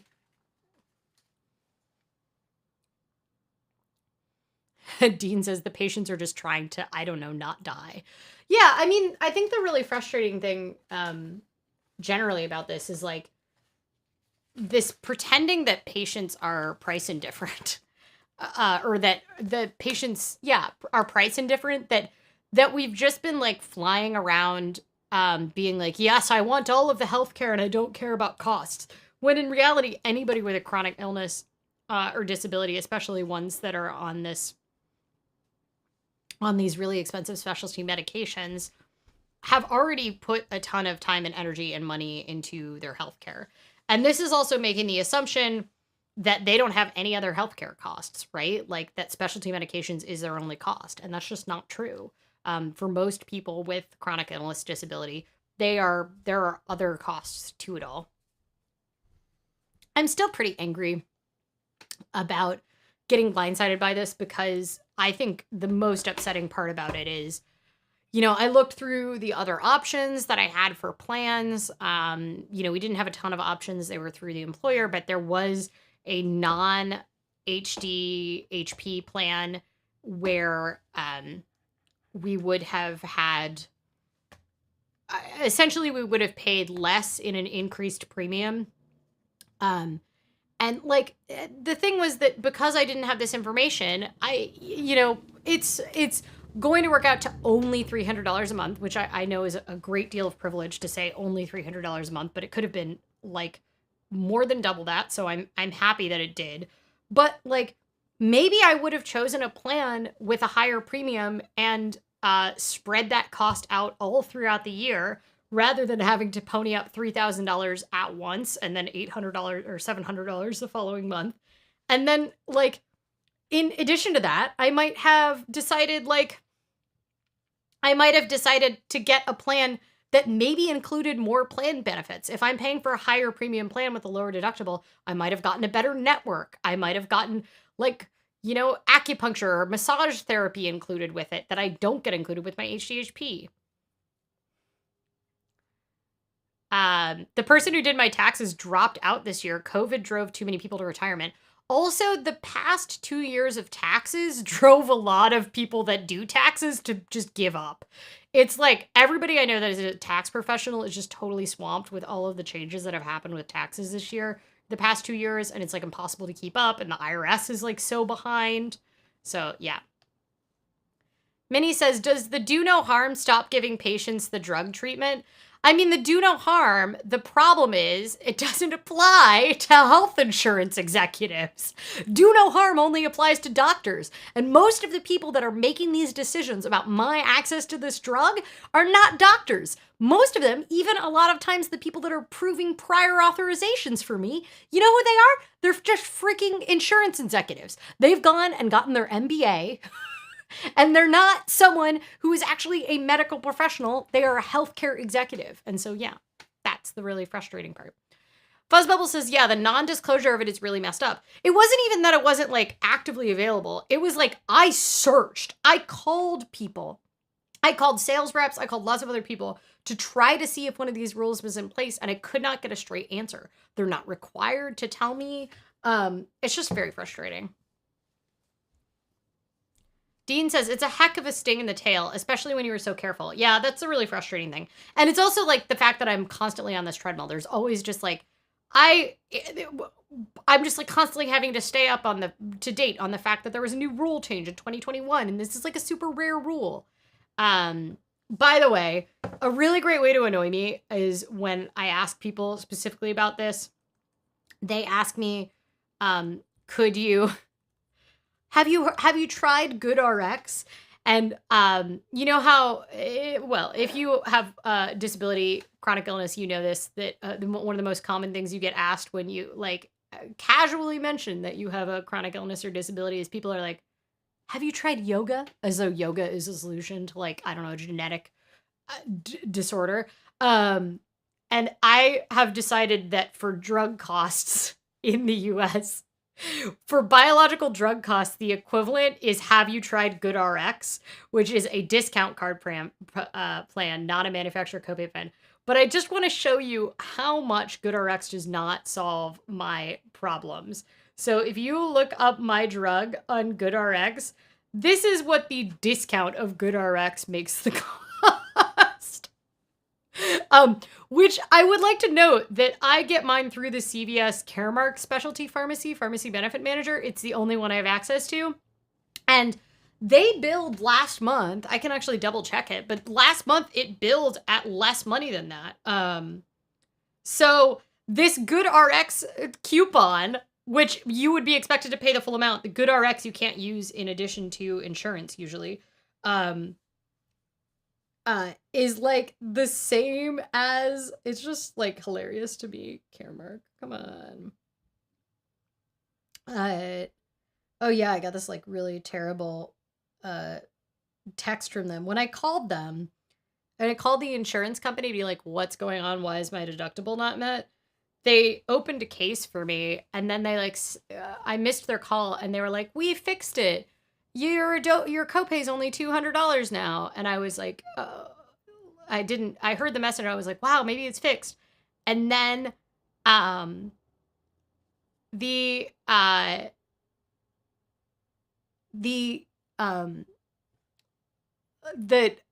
then immediately I got a text message from CVS, which is the specialty pharmacy that I use, saying that a new copay has been updated for you. Please confirm that you're okay with it. And it said it was $3,000, and I was like, oh my God. So yeah, the copay for your medication has changed tap the link to confirm the new amount so that we can ship. So, and it was $3,000. So I don't really know. Anyway, this is why GoodRx doesn't help. Who the fuck can afford $6,628? I'm trying to look at the billing things. Minnie says, my finger muscles twitched typing that do no harm comment, but you got the whole do no harm things. Doctors give you treatment plans and then they forget to tell you about the drug side effects. Oh, yeah. Funny, GoodRx doesn't list Abagio, the drug I take. Said it might be too expensive. Interesting. Oh, yeah, interesting. Well, that's fascinating because my drug is also a specialty drug, but it didn't have that. It has a complex regime to manage. Most of the MS drugs are really very complicated. I have a friend who got recently diagnosed with MS, and he had me going through his insurance plan and trying to figure out how the different ones were gonna compare. There's so many new MS drugs that have come out in the past couple years. It's like really uplifting and cool to see, but the downside of it is that they're all like super brand new, so they're all like really expensive. They haven't really figured them all out. Vika says cat in box. Yes, we can show some cat in box. She's very cute. My prescriptions, recent orders.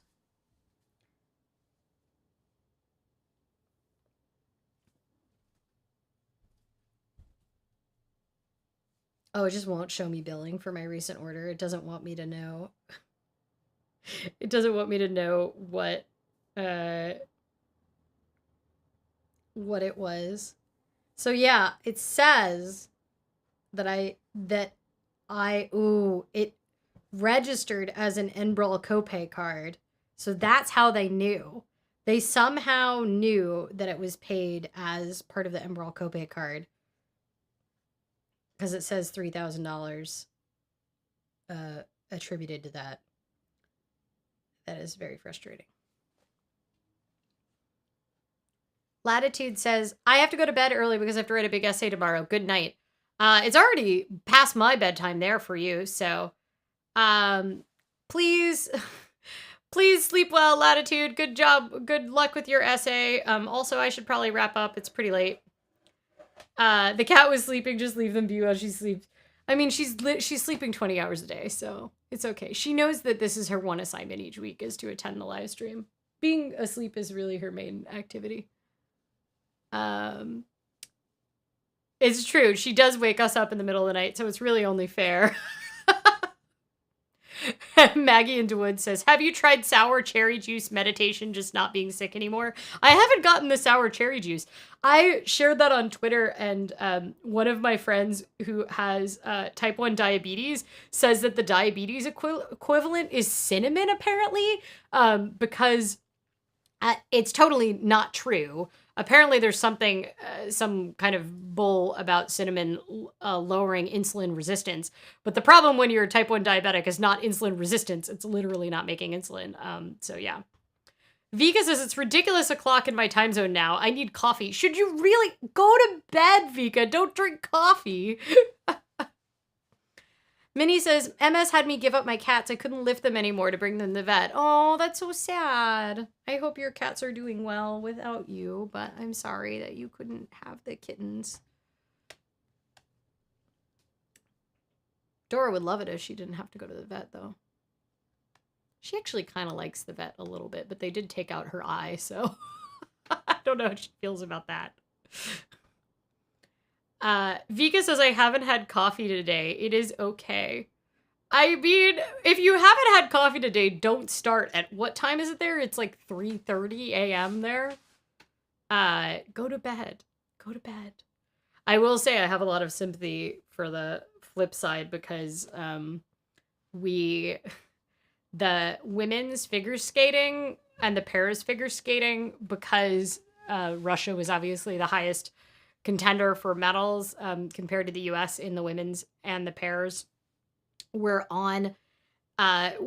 timed to happen in Beijing during a time when they would hit Russian primetime TV. So the Americans, we got the team event and the men's event because we were most likely to medal.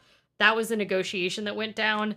And that meant I had to get up at 3:30 in the morning to watch the women's long program, and that was rough. It was like the hardest. I gotta say, it was like one of the hardest things that I've ever seen. Vika says, I shall not go to bed. Your stream is interesting and your cat is cute. Well, here is a good way to make you go to bed. We have been streaming for far too long. Thank you all for joining for the 100th live stream. It's been a delight to have you all here. I hope I didn't depress you too much about medication costs. I do really want to say that if you are in the US, if you're a constituent, if you're in one of the states that doesn't have a copay accumulator law against it, I really recommend checking out down below in the bar the Make Every Copay Count campaign, essentially to try to get some rules in for 2023. There is a House bill that is out there looking for co-sponsors right now. So there is model letters and everything to send to your legislators. It would be really nice. I think we should get rid of this rule. It's not good. It doesn't help patients. It's insurers. In the end, the only one it's really helping is insurers. They're getting the most money out of it. And the only one that's really hurting is patients. So, yep. Vika says it's 6:16 a.m. Oh my gosh. Well, you're on the other side of it now, I guess. Either go to bed or just have some coffee and try to power through, I guess. Minnie says, it was nice to hear we have the same medication frustrations. It's like an Indiana Jones mission. That makes it sound like way cooler than just a bunch of sitting on the phone. I did film myself and record the calls. We're in a one-party state.